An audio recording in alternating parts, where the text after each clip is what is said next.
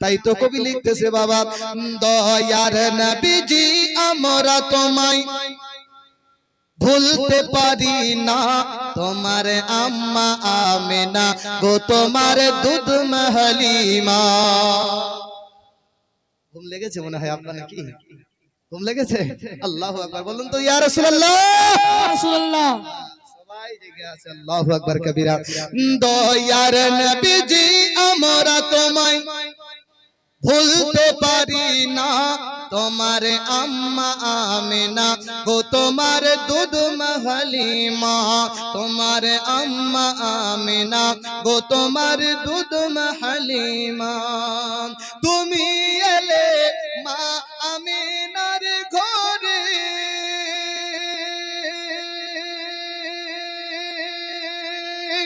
ইয়া রাসূলুল্লাহ,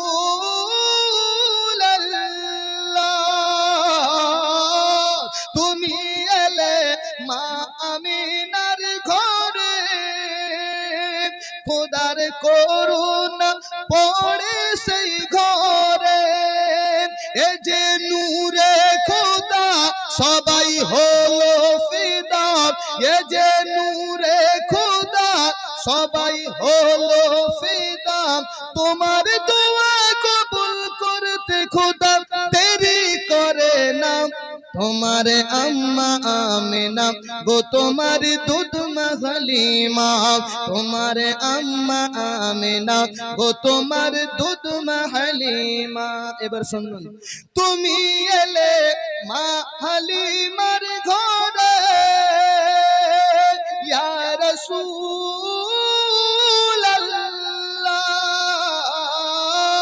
তুমি এলে মা হালিমার ঘরে, খোদার করুণা পড়েছে ঝরে, মা হালিমা বলে খোদার রহমত ঝরে, জোরে বলো সুবহানাল্লাহ, হালিমা বলে খোদার রহমত ঝরে, মা হালিমা বলে খোদার রহমত ঝরে, আমার ঘরে এলো বুঝি খোদার করুণা, তোমার আম্মা আমেনা গো তোমার দুধ হালিমা, তোমার আম্মা আমেনা গো তোমার দুধ হালিমা। জোরে বলুন না সুবহানাল্লাহ। হালিমাতুস সাদিয়ার ঘরে আমার নবী মুস্তাফা, আব্বাজি আমার সোনা মানিক কলিজার টুকরা, শুনে যাও রাতের বেলা ঈমানটা তাজা করুন, আল্লাহু কসম আল্লাহু মুতিওয়াইনা কসিম, আমার আল্লাহ দেয় আর আমার রাসূলুল্লাহ বন্টন করে, যা প্রমাণ পেয়েছে হালিমাতুস সাদিয়া তার বাড়িতে যখন আপনার খেজুরের গাছে ফল ধরেছে, আপনার বকরিতে যখন দুধ চলে এসেছে, আপনার শুকনো গাছে ফল আর বকরির দুধ যখন ভরপুর দেখেছে, আপনারা সকলেই জানেন বাবা, আপনার কুঠিরামপুরে যদি কেউ 3 দিনে বড় লোক হয়, যতটা দুঃখ নিজেতে রয়েছে তার চাইতে বেশিটা দুঃখ হবে যে এই ব্যক্তি 3 দিনে কেমন করে বড় লোক হলো। চিন্তা হবে না? হালিমাতুস সাদিয়া গরীব ছিলেন, 3 দিনে বড় লোক হলো। সবাই মহিলারা আপনার দুশমনি লেগে গেছে। ও মা খালারা শুনে যাও রাতের বেলা, আপনাদেরও শিক্ষণীয় ওয়াজের মধ্যে রয়েছে, কারণ হালিমাতুস সাদিয়ার দিকে সবাই তাকায় যে হালিমা ঠিকমতো খেতে পারতো না, যে হালিমা বাড়িতে চেরাগ জ্বালাতে পারতো না, সেই হালিমার ঘরে আজকে ডেলি দিন চেরাগ জ্বলে। আর এমন চেরাগ তো তারা দেখে নাই, ওই চেরাগে ওই নূরের আলোতে পুরোটা ঘর আপনার উজালা হয়ে থাকে। সুবহানাল্লাহ সুবহানাল্লাহ। বলছি এত ঘর আলো হয়, এত পাই কেমন করে? হালিমাকে জিজ্ঞাসা করব যে হালিমার কারণটা কি। হালিমাতুস সাদিয়া এসে মহিলারা এসে বলতেছে, হালিমা একটা কথা বলো তো, আগে তুমি চেরাগ জ্বালাচ্ছিলে না, এখন ডেলি রাত্রে চেরাগ জ্বালিয়ে রাখছো, এর কারণটা কি? বলছে শোনো, এর কারণটা এটাই, আমি আগে চেরাগ জ্বালাচ্ছিলাম না, তবে এখনো চেরাগ জ্বালাই না। জোরে বলুন সুবহানাল্লাহ। আগে চেরাগ জ্বালাচ্ছিলাম না, এখনো জ্বালাই না, তবে মিথ্যা কথা বলছো কেন হালিমা? আমরা তো ডেলি দিদি দেখি চেরাগ জ্বলে। হালিমাতু সাদিয়া কিন্তু বুঝতে পেরেছি সব মুহাম্মদ সাল্লাল্লাহু আলাইহি সাল্লামের সাদেকাই, তিনি কিন্তু কার বলে না। তা মহিলারা হিংসা ঢুকে গেল যে হালিমা এমন একটা সন্তান নিয়ে এসেছে, যে সন্তান আনার পরে হালিমা দিন দিন বেড়ে যায়। আব্বাজি আমার সোনামণি কলিজার টুকরা রাসূলুল্লাহ সাল্লাল্লাহু তাআলা আলাইহি ওয়াসাল্লাম হালিমাতু সাদিয়ার বাড়িতে আপনার লালিত পালিত হতে শুরু করলেন।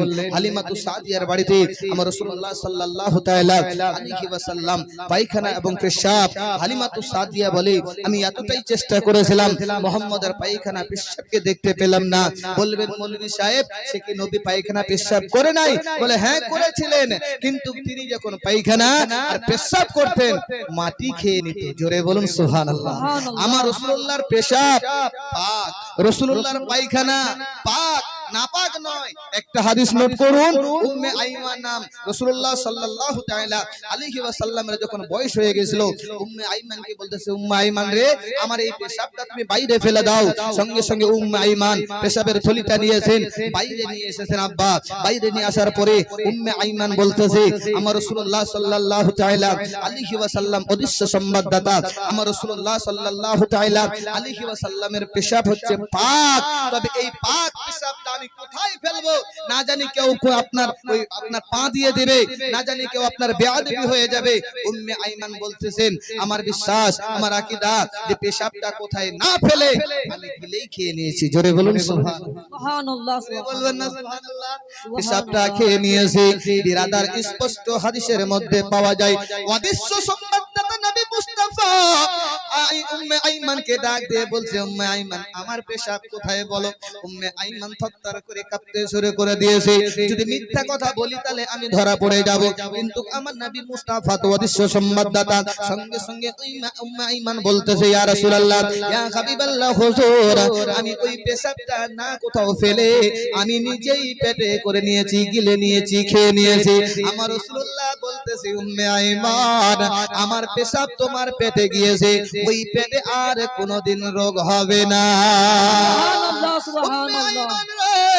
যেই মুখ দিয়ে তুমি পেশাব পান করেছো পেটে গিয়েছে, ওই পেটে জাহান্নামের আগুন কোনোদিন জ্বালাবে না। জোরে বলুন সুবহানাল্লাহ।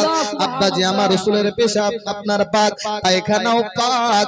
হালিমাতু সাদিয়ার বাড়িতে আপনার লালিত পালিত হচ্ছেন। এমনই অবস্থায় 2 মাস 3 মাস হয়ে গেল। আমিনা তিনি চিন্তায় চিন্তিত পড়ে গেছে, আমার লালের কথা স্মরণ পড়ে যায়, না জানি আমার লাল কেমন রয়েছে। স্বাভাবিক বাবা প্রতিটা মায়ের জীবনে এমনটা ধারণা আছে, সন্তান যদি বাইরে চলে যায় সন্তানকে দেখার জন্য বাবা কত রকমের সিস্টেম এখন বেরিয়েছে। অ্যান্ড্রয়েড মোবাইলে ইমোতে চালু করে দিলে দেখা যায়, হোয়াটসঅ্যাপ ভিডিও কলে দেখা যায়, অর্থাৎ সেই আপনার পদ্ধতি হয়ে গেছে। তাই এখনকার মায়েরা একটু শান্তিতে আছে। ওই জামানায় মোবাইলও ছিল না, কোনো ক্যামেরাও ছিল না। আমি না বলতেছে আব্বা শ্বশুর আব্বাকে ডাক দিয়ে ও আমার শ্বশুর আব্বা একটা কথা বলতে চাই। বলে কি কথা বলতে চাও বলো। বলে আমার লালকে দেখার বড় শখ হয়েছে, যদিও আমার লালকে না নিয়ে আসা হয়, আমার লালের একটু খবরটা নাও, আমার লাল আমার মোহাম্মদ কেমন আছে। বাবারা বেটা আমার কি অবস্থায় আছে আব্বা একটু খবরটা জানিয়ে দিলে বড় ভালো হয়। আব্দুল মুত্তালিব হযরতে আব্বাসকে ডাক দিয়ে বলছেন বেটা আব্বাস, আব্বা বলো বলো হাজির আছি। বলে বেটা রে খুব তাড়াতাড়ি করে উট নিয়ে তুমি চলে যাও আপনার তয়ফে, সেই জায়গায় আমার যে লাল আমার যে নাতির পুতা রয়েছে মোহাম্মদ তার একটু খবরটা নিয়ে আসো তো বাপু, সে কেমন আছে কি অবস্থায় আছে। হযরতে আব্বাস তৈরি হয়ে গেলেন বাবা, উটের উপর আরোহণ করে চলে আসতেন তায়েফে। এমনই অবস্থায় হালিমাতু সাদিয়া মুহাম্মদ সাল্লাল্লাহু তাআলা আলাইহি ওয়াসাল্লাম সাল্লামকে বাড়িতে রেখে আপনি মাঠে চলে গেছেন বকরি চড়াতে, ঘাস কাটতে। এমনই অবস্থায় হযরতে আব্বাস এসে হাজির হয়ে গেছে। এমন জায়গায় হাজির হয়েছে ওই মেয়েটা কিন্তু হালিমার বাবা শত্রু ছিল। দেখবেন গ্রামের মহিলারা যদি কোনো চান্স না পায়, একদিন যদি চান্স পায় তো ওর সমস্ত গোষ্ঠী আজড় করে দেবে, আপনার নিজ ইচ্ছা ভাবে ঝগড়া লাগাতে চাইবে। এমন অবস্থায় হযরতে আব্বাস যখন হাজির হয়ে গেল সঙ্গে সঙ্গে বলতেছেন ওগো শোনো শোনো শোনো, এই জায়গায় হালিমার বাড়িটা কোনটা একটু বলতে পারবে নাকি। মহিলাটা উত্তর দিয়ে বলতেছে কি দরকার আছে বলো। বলে আমার যে একটা ভাতিজা, আমার ভাতিজা মোহাম্মদকে তাকে ধাত্রী হিসেবে লালিত পালিত করতে দিয়েছি, সেই জন্য তার খবর নেওয়ার জন্য ছুটে এসেছি। এবার ওই মহিলাটা বলতে থাকে যে এবার চান্স পেয়েছি, কেমন করে হোক হালিমের কাছ থেকে এই বাচ্চাটাকে ছুটিয়ে দিতে হবে, কারণ এই বাচ্চাটাকে যদি না ছুটানো যায় হালিমাকে আর ছোট লোক করা যাবে না, হালিমা দিন দিনে বেড়ে যাবে। এমনই অবস্থায় সঙ্গে সঙ্গে ওই মহিলাটা বলতেছে, আপনি এসেছেন মক্কা থেকে, বড় ভালো কথা, আপনার ভাতিজাকে মোহাম্মদকে দিয়েছেন, বড় ভালো কথা, তবে এমন একজনকে দিয়েছেন যে কখনো মোহাম্মদকে দেখভাল করে না। দেখো দেখো দেখো বাড়িতে কান্না করছে, আর ঝোলাটাও কিন্তু ঝোলে না, সে বাড়িতে রেখে তালা মেরে চলে গেছে মাঠে আপনার ঘাস কাটতে, ছাগল চড়াতে। সঙ্গে সঙ্গে হযরত আব্বাস তলোয়ারি হাতে নিয়ে নিলেন, যদি তেমনটাই হয় তাহলে আমি এই বাড়িতে আর আমার ভাতিজাকে রাখবো না, মোহাম্মদকে রাখবো না, নিয়ে যাব। এই মহিলা বলতেছে আপনাকে প্রমাণ দেখিয়ে দেব। জানালা দিয়ে প্রমাণ দেখিয়ে দিচ্ছেন সেই মহিলাটা। জানালা খুলে দেখে রাসূলুল্লাহ সাল্লাল্লাহু তাআলা আলাইহি ওয়াসাল্লাম যেই দোলনা ছিলে বাবা, দোলনা কিন্তু হেলে না, দাঁড়িয়ে আছে। জোরে বলুন সুবহানাল্লাহ। দোলনা হেলে না। হযরত আব্বাস আব্বা থরথর করে কাঁপতে শুরু করেছে।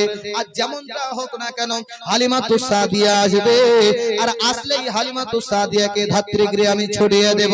আমার ভাতিজাকে নিয়ে এসেছে আর এইভাবে রেখেছে। সেই বাবা আপনার দরওয়াজার মধ্যে হাজির হয়ে গেছে, এমনি দরওয়াজার মধ্যে বসে গেছে তলোয়ার নিয়ে। সন্ধ্যা হতে চলেছে, হালিমাতুস সাদিয়া আপনার মাঠ থেকে ছাগল বকরি নিয়ে আসতেছে। দরওয়াজার কাছে পৌঁছা ভাব দেখছে একটা পুরুষ বসে আছে হালিমাতুস সাদিয়ার দরওয়াজায়। হালিমাতুস সাদিয়া তাকিয়ে দেখে কে একজন বসে আছে। দূর থেকে আওয়াজ দিয়ে বলছে, কে গো, তোমরা একটু সরে যাও, আমার বকরিটাকে ভিতরে ভরবো। হালিমাতুস সাদিয়াকে ডাক দিয়ে বলছে, বকরি ঢোকার আগে তোমার সঙ্গে বোঝাপড়া হবে, বকরি ঢোকার আগে তোমার সঙ্গে কথাবার্তা বলবো।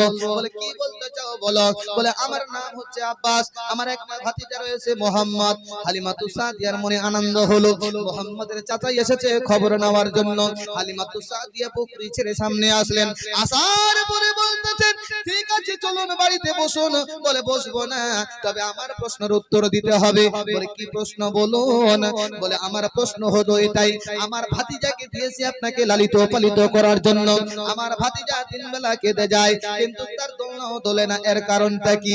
সঙ্গে সঙ্গে হালিমাতুস সাদিয়া বলতেছে, শুনুন, যে মোহাম্মদকে আমি নিয়ে এসেছি, তুমি তাকিয়ে দেখো, মোহাম্মদ কোনোদিন কান্না করে নাই, মোহাম্মদ কোনোদিন ভেজাল করে নাই, মোহাম্মদের দোলনা ঠিক দুলে যায়, তুমি দেখতে ভুল করেছো।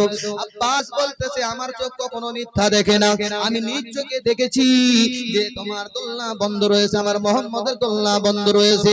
হালিমাতুস সাদিয়া তিনার এমন একটা বিশ্বাস হয়ে গেছে বাবা, বলছে না না না, দোলনা কিন্তু দুলছে। হালিমাতুস সাদিয়া বলছে দোলনা দুলছে, আব্বাস বলছে দোলনা দুলে না, বন্ধ আছে।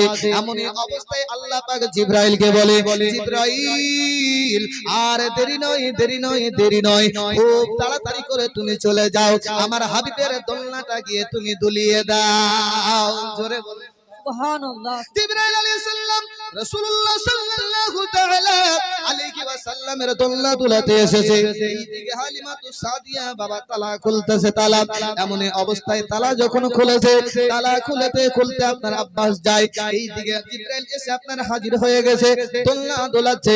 আমার রাসূলুল্লাহ ওইটুকু বয়সে বলছে, দেখো তুমি আমার দোলনা দুলিয়ে দিয়েছো, আমার ভাইয়েরও দোলনাটা তোমাকে দুলিয়ে দিতে হবে। জিবরাইল বলে, আপনার অর্ডার হয়েছে, বলে আপনার আমি দোলনা দুলিয়ে দিচ্ছি। আমার রাসূলুল্লাহ বলেন, আল্লাহ তোমাকে বলেছে আমার দোলনা দোলাতে, আমি মুহাম্মদ বলতেছি দোলনা দোলাও আমার ভাইয়ের। দুইটা দোলনা দুলিয়ে দিলেন আমার রাসূলুল্লাহর কথা শুনে, দোলনা তার ভাইয়ের দুলিয়ে দিলেন। দোলনা দোলে, দোলনা দোলে।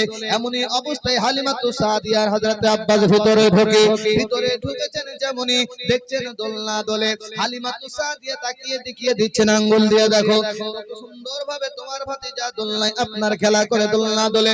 আব্বাস অবাক হয়ে গেল, ব্যাপারটা কি, কারণটা কি। আমি দেখলাম দোলনা স্টপ ছিল, এখন সেই দোলনা আপনার চালু হলো। আব্বা যে আমার রাসূলুল্লাহ সাল্লাল্লাহু তাআলা আলাইহি ওয়াসাল্লাম দোলনা দুলিয়ে দিয়ে জিবরাইল চলে যায়। হযরত আব্বাস এবার নরম হয়ে গেছে, যে আব্বাস হালিমাতুস সাদিয়ার সঙ্গে ঝগড়া করার জন্য আপনার একত্রিত হয়েছিল, যে আপনার হালিমাতুস সাদিয়াকে ঝগড়া করবে বলে এসেছিল, তারওয়ার হাত থেকে ফেলিয়ে দিয়ে বলে, হালিমাতুস সাদিয়াকে, ঠিক আছে সবকিছু ঠিক আছে, তবে আমার মোহাম্মদ ভাতিজাও ঠিক আছে। এইভাবে দেখার পরে হালিমাতুস সাদিয়া বাবা চলে আসে, আপনার আব্বাস চলে আসলেন মক্কাতে। মক্কাতে এসে নিজের আব্বাকে ডাক দিয়ে বলছেন, আব্বা আমার ভাতিজা মোহাম্মদ বড় ভালোই রয়েছে, আমার ভাতিজা মোহাম্মদের কোনো অসুবিধা নাই, তবে বড় হয়েছে, ভালো আছে, সুস্থ আছে, হাসি খুশিতে আছে। আমিনা রাদিয়াল্লাহু তাআলা আনহা শুনলেন, শোনার পরে তিনার মনটা আপনার ভরে গেলেন। এইভাবে আমার রাসূলুল্লাহ সাল্লাল্লাহু তাআলা আলাইহি ওয়াসাল্লাম হালিমাতুস সাদিয়ার বাড়ি লালিত পালিত হচ্ছেন বাবা। এমন অবস্থায় সকলেই জানেন আমার রাসূলুল্লাহ সাল্লাল্লাহু তাআলা আলাইহি ওয়াসাল্লাম কি নিয়ে গেছেন 2 বছরের জন্য মক্কার ভূমিতে রওনা ছিল বাবা, 2 বছরের জন্য। ও মা এই জায়গায় এসেছে মা, মশলাটা হচ্ছে এটাই, আলিম উলামার দ্বারা মুখ দ্বারা আপনারা শুনে নেবেন। আমরা জীবনী বক্তা জীবনী বলি, মাঝে দুই একটা মশলার কথা বলি। মশলার কথাটা কি? 2 বছর পর্যন্ত দুধ পান করতে হবে, 2 বছর পর্যন্ত দুধ পান করাতে হবে বাচ্চাকে, সন্তানকে। এমন অবস্থায় অনেকে মা আছে বেটাকে 3 বছর খাওয়ায়, 3.5 বছর খাওয়ায়, কেউ বা 4 বছর খাওয়ায়। আবার কোন মা গর্ব করে বলে যে এই বেটাটা আমার 3 বছর দুধ পান করেছে, এই বেটাটা আমার 2.5 বছর দুধ পান করেছে, এই বেটাটা আমার 3.5 বছর দুধ পান করেছে। না গো মা, একটা মাসলা এখানে মনে রাখতে হবে, বাচ্চার বয়স 2 বছর, 2 বছর দুধ পান খাওয়াবে, দুধ পান করাবে। 2 বছরের বেশি দুধ পান করা যাবে না, আর 2 বছরের বেশি কম যদি হয়ে যায় সেটাও ঠিক হবে না। বাচ্চার যেটা হক সেটা আদায় করতে হবে। এমনটা নয় যে জীবনী বক্তার কাছে শুনে নিয়েছে 2 বছরের কম হলেও চলবে, কিন্তু কতটা কম করবেন মা? ওই বাচ্চার হককে মারাবে না, ওই বাচ্চার হককে আপনি নষ্ট করবেন না। অনেকে হয়তো মনে করে ইনজেকশন দিয়ে আমি বাচ্চাকে 1.5 বছর দুধ পান করাবো আর করাবো না, এটা বাচ্চার হক আদায় হবে না। পূর্ণ 2 বছর দুধ পান করাবেন, বেশি পান করাবেন না। যাই হোক মুসলমান, হালিমাতুস সাদিয়ার বাড়িতে 2 বছর দুধ পান করার পরে এবার হালিমাতুস সাদিয়া নিজের আপনার বেটাকে নিয়ে যাবেন কোথায়? আমিনার কাছে ফিরিয়ে দিতে যাবেন। ওই সময় আপনার মক্কার ভূমিতে একটা ভাইরাস হয়েছিল বাবা, যে ভাইরাসটার নাম বলা হয়েছে কলেরা। এখন চলতেছে করোনা, আর এই করোনার মতো ভাইরাস ওই জামানায় একটা ছিল, যে ভাইরাসের নাম বলা হয়েছে আপনার কলেরা। কলেরা রোগ হয়ে গেছে মক্কার ভূমিতে। বাচ্চারা মায়ের দুধ পান করত, রাতে দুধ পান করত, সকালবেলা লাশ হয়ে যেত, বাচ্চাদেরকে দাফন করতে হতো। এমন অবস্থায় 2 বছর পরে যখন নিয়ে যাচ্ছেন ওই টাইমে এই রোগ চালু হয়ে গেছে। সঙ্গে সঙ্গে হালিমাতুস সাদিয়া আব্দুল মুত্তালিব আমিনার কাছে নিয়ে গেছেন। আমিনা বলতেছে, বোন যদি তুমি কিছু না মনে করে একটা কথা বলো। বলে কি কথা বলো? বলে মক্কার আবহাওয়া বড় ভালো নয়, মক্কার আবহাওয়া বড় খারাপ, আর এই খারাপের কারণে মুহাম্মদকে তোমাকে আবার লালিত পালিত করতে হবে। জোরে বলুন সুবহানাল্লাহ। হালিমাতুস সাদিয়ার মনটা তো সেটাই চাইছিল বাবা, একটু যদি আমি আর একটু খিদমত করতে পারি তাহলে আমার দিলটা শান্ত হয়ে যাবে, আর একটু যদি মুহাম্মদকে রাখতে পারি আমার দিলটা ভরে যাবে। হালিমাতুস সাদিয়া সঙ্গে সঙ্গে বলতেছেন, বোন আপনার যদি কোনো আপত্তি না থাকে অবশ্যই অবশ্যই আমি মুহাম্মদকে দেখভাল করব। যাই হোক বাবা, সেখান থেকে 2 বছর পরে আবার বাড়িতে নিয়ে আসলেন। বাড়িতে নিয়ে আসার পরে রাসূলুল্লাহ সাল্লাল্লাহু তাআলা আলাইহি ওয়াসাল্লাম লালিত পালিত হচ্ছেন হালিমাতুস সাদিয়ার বাড়িতে। হালিমাতুস সাদিয়া একদিনকে ডাক দিয়ে বলছেন, আমার নবী মুস্তাফা, ও মা গো একটি কথা বলতে চাই। কি কথা বলতে চাও বেটা বলো? বলে মা আমার যে রাজায়ে ভাই, আমার ভাই জুমরাকে আমি তো দেখতে পাই না, সে কোথায় যায়? হালিমাতুস সাদিয়া বলতেছে, তোমার ভাই তো বকরি চড়ায়, সকাল বেলা যায় আর সন্ধ্যা বেলা আসে। সঙ্গে সঙ্গে নবী মুস্তাফা বলতেছেন, মা আমিও ওই ভাইয়ের সঙ্গে ছাগল চড়াতে যাব, বকরি চড়াতে যাব। হালিমাতুস সাদিয়া বলতেছে, না বেটা না, তোমাকে আমি এই কাজ করতে দেব না, কারণ তোমাকে আমি আমানত হিসেবে নিয়ে এসেছি, আবার তোমাকে আমাকে ফিরিয়ে দিতে হবে। হালিমাতুস সাদিয়ার কথা শুনে আমার রাসূলুল্লাহ সাল্লাল্লাহু তাআলা আলাইহি ওয়াসাল্লাম বলতেছেন, আম্মা ভাই আসলে আমার সঙ্গে একটু দেখভাল দেখা করতে বলিও। জুমরা এসেছে বকরি নিয়ে, জুমরা আসার পরে মুহাম্মদ সাল্লাল্লাহু তাআলা আলাইহি ওয়াসাল্লামের সঙ্গে দেখা করেছে। মুহাম্মদ সাল্লাল্লাহু আলাইহি সাল্লাম বলছে, ভাই রে আমিও তোমার সঙ্গে সেই মাঠে আমি যেতে চাই, বকরি চড়াতে চাই। জুমরা বলছে, বড় ভালোই হবে, 2 ভাই আমরা চলাফেরা করব, আনন্দ লাগবে। তবে ভাই একটা কথা। বলে কি কথা? বলে আম্মা যেতে দিবে না, আর আম্মা যদি যেতে না দেয় একটা ধর্মঘটের ব্যবস্থা করতে হবে। কি করতে হবে? বলে দেখো দেখো দেখো, যদি তোমার সঙ্গে না যেতে দেয় তোমাকে বলতে হবে আমি বকরি চড়াতে যাব না। জোরে বলুন সুবহানাল্লাহ। এরকম তার জীবনের পর্বে অনেক লম্বা ঘটনা। হালিমাতুস সাদিয়ার কাছে আমি আজকে জীবন স্টপ করতে পারবো, কিন্তু আব্বাজি জীবনী আমাকে আগে নিয়ে যেতে হবে, কারণ 3 দিনের জীবনী বলে আমাকে নিয়ে যেতে হচ্ছে আগে বাড়ে। আব্বাজি আমার সঙ্গে সঙ্গে হালিমাতুস সাদিয়া সকালবেলা হলো, সকালবেলা হওয়ার পরে বেটাকে ডাক দিয়ে বলছে, বেটা জমরান, বেটা আর কত ঘুমাবি বেটা, ঘুম হয়ে গেল, যা যা যা বকরি চড়াতে যা। জমরা বলছে যাবি না? এই তো কথা তো কোনোদিন এরকম শুনি নাই, তবে আজকে এরকম কথা শুনছি কেন? যাবি না কেন? কি হয়েছে বেটা? দেখবেন বাড়িতে যদি কারো বেটা থাকে আর যদি কোনো বাহানা থাকে তো ওই বিভিন্ন রকমের বাহানা খাটাবে। কি বাহানা খাটাবে? যদি মা বলে বেটা যাও, বাবা বলে বেটা যাও মাঠে, বলে যাবো না। বলে কি হয়েছে? বলে পেটে ব্যথা হয়েছে। দ্বিতীয় দিন যদি বলে কি হয়েছে? বলে বুকে ব্যথা হয়েছে। পেটে ব্যথা, বুকে ব্যথা, মাথায় ব্যথা। আর মা তখন বলছে আসল ব্যথা বুঝতে পারছে না, বলছে কি? বলছে ওই বিয়া করবে। কি করবে? বিয়া করবে বলে এরকম ব্যথা উঠেছে। তো জুমরা যখন বলছে হালিমাতুস সাদিয়া যে বেটা যাও, বলে যাবো না। বলে কেন? বলে কেনর কোনো মানে নাই। আরো একবার বলতেছে বেটা যাও, বলে যাবো না। বলে কেন যাবে না বেটা বলো? বলে আমার ভাই মোহাম্মদ না হলে আমি মাঠে যাব না। হালিমাতুস সাদিয়া বলতেছে ভাইয়ে ভাইয়ে যদি একমত হয় আমি মাঝখানে কেন খারাপ হব?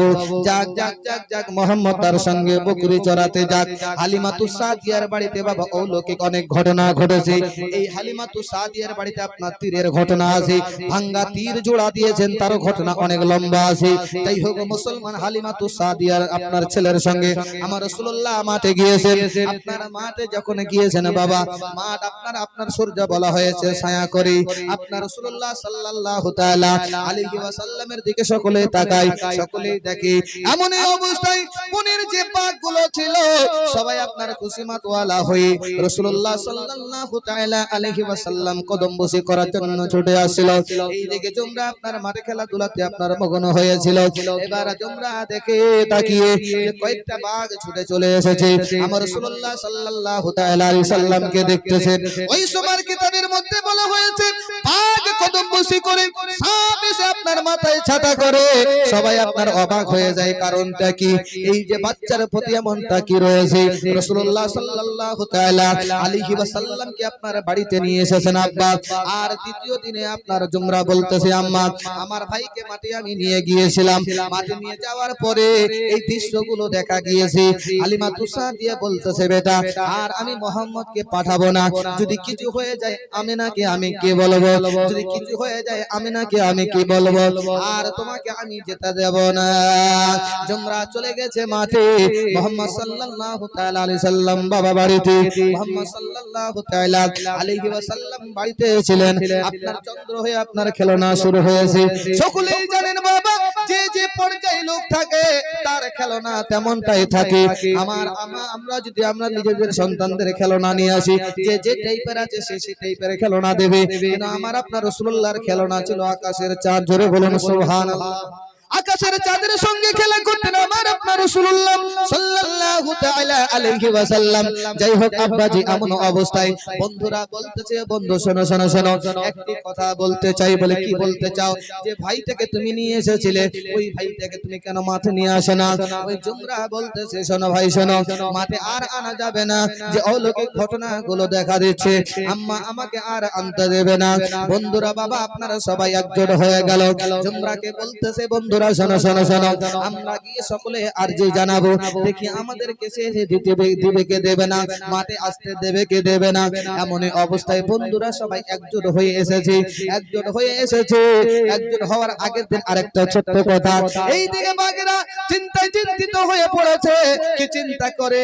যে এই মুহাম্মদ সাল্লাল্লাহু তাআলা আলাইহি ওয়াসাল্লাম আর তো মাঠে আসে না, তার সঙ্গে তো দেখা হয় না, কি হবে কি হবে? বলে বাগেরা আপনার হরিণরা সকলে মিটিং করেছে। বাগেদের লিডার যে বড় বাঘ ছিল সে বলতেছে মুহাম্মদের যদি জিয়ারত করতে হয়, মুহাম্মদের যদি জিয়ারত করতে হয় তবে আমরা কথাই জানি বাবা, কান টানলে মাথা চলে আসবে। তারা বলতেছে জুমরা বকরি নিয়ে আসবে।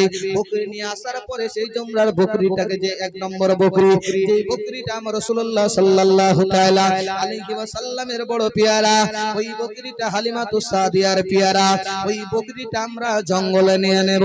মিটিং তাদের হয়ে গেছে। সন্ধ্যাবেলা জুমরা যখন বকরি নিয়ে বাড়িতে আসবে, এমন অবস্থায় ওই বকরিটা আপনার ধরে নিয়েছে, বাঘেরা ধরে নিয়েছে, আপনার জঙ্গলের মধ্যে রেখেছে।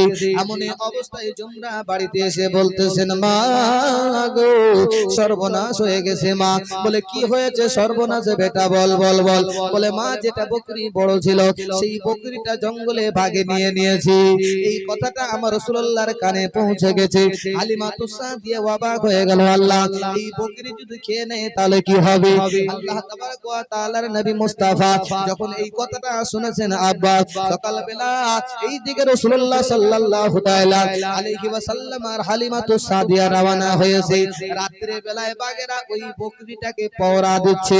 এই পৃথিবীর মানুষেরা যেই নবীকে বাঘে চিনল, যেই নবীকে আপনার বকরি চিনল, যেই নবীকে গাছে চিনল, যেই নবীকে মাছে চিনল, তুমি আমি মানুষ হয়ে কেন ওই নবীকে চিনতে পারছি না? তুমি আমি মানুষ হয়ে কেন ওই নবীর প্রেমে পড়তে পারছি না?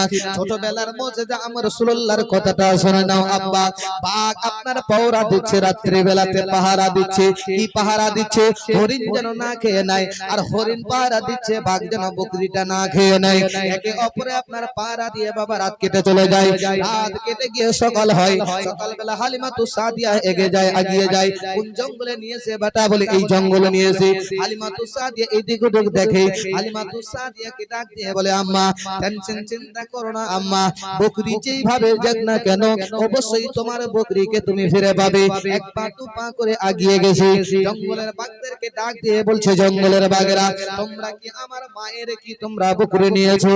হঠাৎ করে জঙ্গল থেকে আপনার বাঘ বকরি সহকারে বাইরে আসলো, চতুর্দিকে ঘেরাও করে নিল। যেমনি বাবা ঘেরাও করে নিয়েছে, ওই বাঘ জবান খুলে বলতেছে, ও ইয়া রাসূলুল্লাহ, ইয়া হাবিবাল্লাহ, হুজুর গো বেয়াদবি maaf করবেন ইয়া রাসূলুল্লাহ, এই বকরিটাকে খাওয়ার জন্য আমরা জঙ্গলে নিয়ে আসে নাই। এই বকরিটাকে আমরা খাবো না, আপনার দিদার করব, আপনার জিয়ারত করব বলে আমরা সবাই মিলে এই বুদ্ধিটা করেছি। জোরে বলো। ঘুম লাগছে নাকি? জি, আর কিছুক্ষণ চলবে না?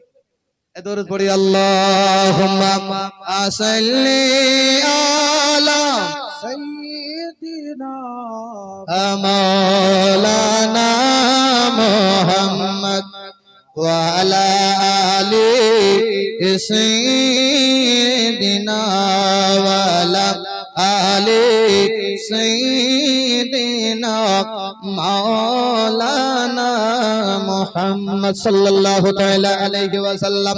বলতে চাইছিলেন আব্বা সেই হালিমা তুসাদিয়ার ছাগলের ঘটনা। আপনার বাঘ বলতেছে, হুজুর ইয়া রাসূলুল্লাহ বেয়াদবি maaf করে দিবেন ইয়া রাসূলুল্লাহ, আপনাদের উদ্দেশ্য ছাগল খাওয়ার ছিল না, আপনার জিয়ারতের ছিল। আপনাকে দেখে আমাদের প্রাণ ঠান্ডা হয়ে গেছে। হালিমা তুসাদিয়া যখন আব্বা এই দৃশ্যটা দেখলেন, দৃশ্যটা দেখার পরে বাড়িতে এসে স্বামীকে বলতেছেন, স্বামী এই অলৌকিক একটা ঘটনা ঘটে যায়। যখন স্বামী বলতেছেন চলতেছেন ঠিক আছে, যখন এইরকম একটা ঘটনা দেখা যায়, মুহাম্মদকে ফিরিয়ে দিয়ে আসি তার আমিনার ঘরে, তার মায়ের কাছে কোলে ফিরিয়ে দাও। যদি কোনো খায়ানত হয়ে যায় তো আমানতে খিয়ানত করা হয়ে যাবে। আমিনাকে তুমি কি বলবে? হালিমা তুসাদিয়া বলছেন ঠিক আছে নিয়ে যাব। এমন অবস্থায় আবার বন্ধুরা পরার দিন বেলায় এই ঘটনাটি বলতে বলতে স্টপ করেছিলাম, সবাই মিলে যুক্তি হয়েছে হালিমা তুসাদিয়ার বাড়িতে আসবে। হালিমা তুসাদিয়া বাড়ির মধ্যে বসে রাসূলুল্লাহ সাল্লাল্লাহু তাআলা আলাইহি ওয়াসাল্লাম রয়েছে। সবাই বন্ধুরা সবাই এসে বলতেছে, মা একটা আরজি জানাতে এসেছে মা। হালিমা তুসাদিয়া বলতেছে, আরজিটা কি বলো? বলে মা গো এই মুহাম্মদকে আমরা একটু নিয়ে যাব গো মা মাঠের দিকে। হালিমা তুসাদিয়া বলতেছে, বেটা খবরদার এই কথা বলবে না, অনেক কিছু ঘটনা দেখা দিয়েছে, আমি মুহাম্মদকে এইভাবে আর ছাড়তে দেব না, আমার মুহাম্মদকে আমি এইভাবে পাঠাবো না। বন্ধুরা সবাই মিলে ঘিরে ধরেছে, সবাই এক বাক্যে বলতেছে, মা এই আমার মুহাম্মদ, এই মুহাম্মদের কোনো কষ্ট হতে দেব না।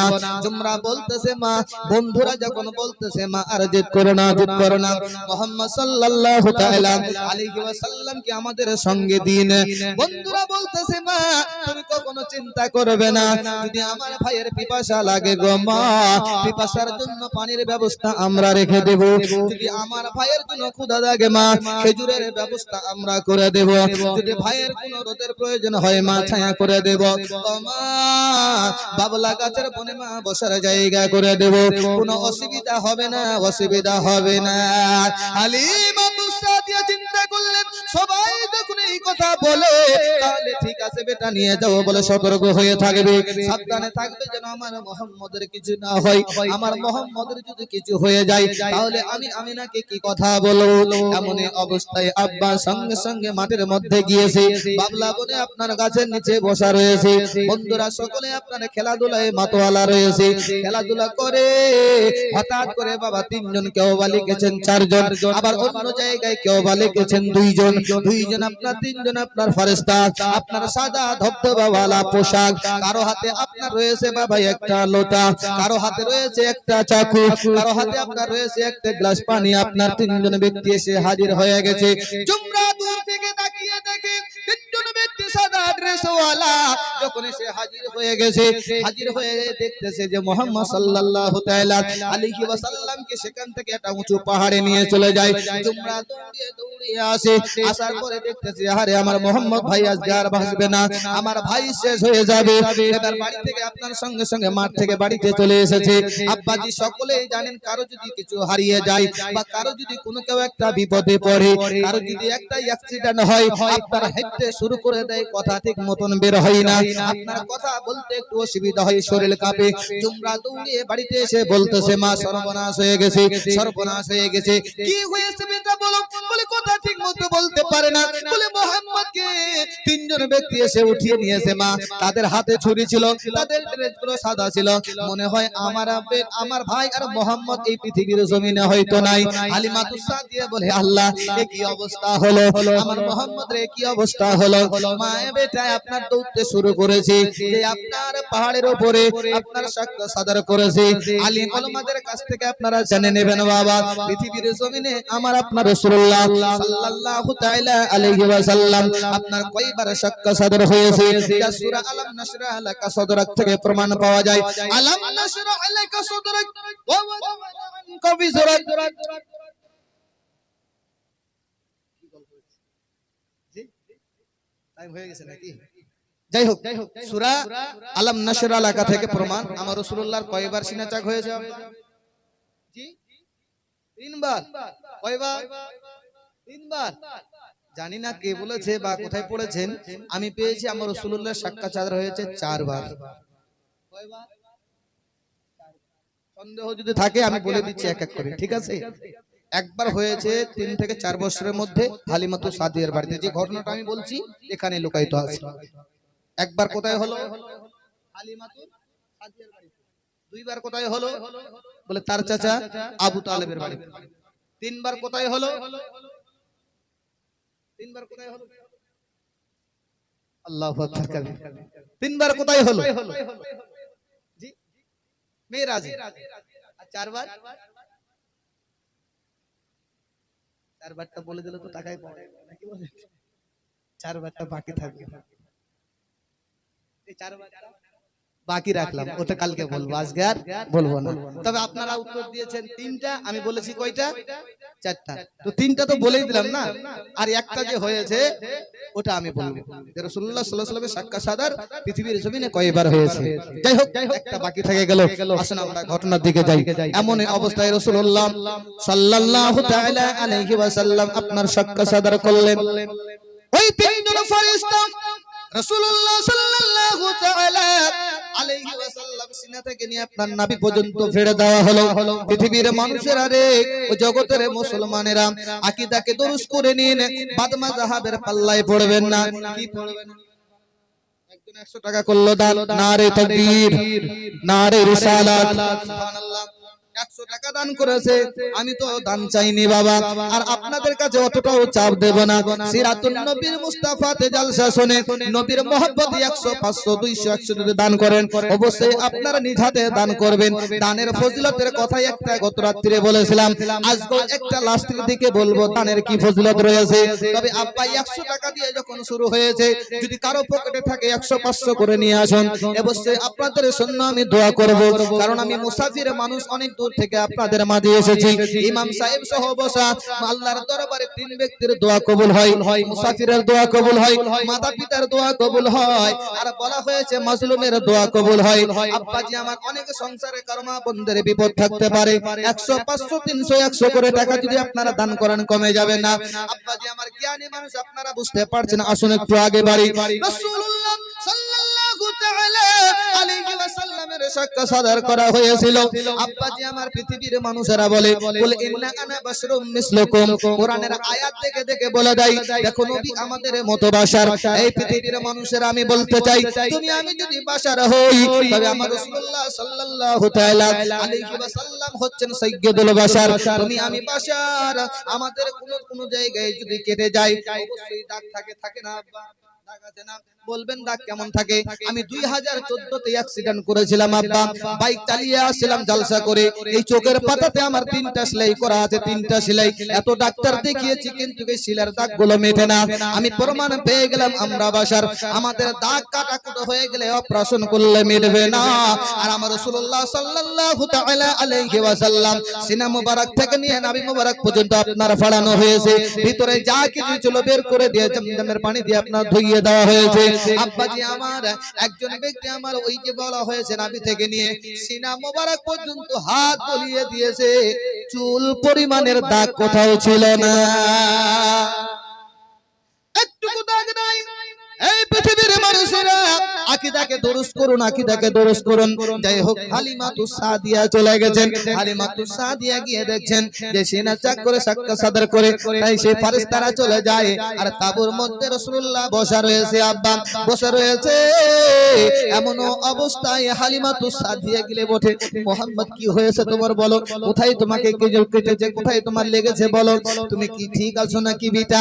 মুহাম্মদ সাল্লাল্লাহু তাআলা আলাইহি ওয়াসাল্লাম বলতেছেন আম্মা আমি ভরপুর ঠিক রয়েছি। তবে তোমার ভাই যেটা বলছে সেটা কতটা সত্য? কি বলছে আম্মা বলো? বলে তোমার কাছে 3জন ব্যক্তি এসেছিল নাকি? বলে হ্যাঁ এসেছিল। তোমার নাকি বলে বুকটা ফাড়ানো হয়েছে? বলে হ্যাঁ ফাড়ানো হয়েছিল। বলে তুমি কেমন করে ঠিক আছো বলো? বলে মা গো আমার ভাই যে খবরটা দিয়েছে মা, এর মধ্যে একটাও মিথ্যা কথা খুঁজে পাবে না।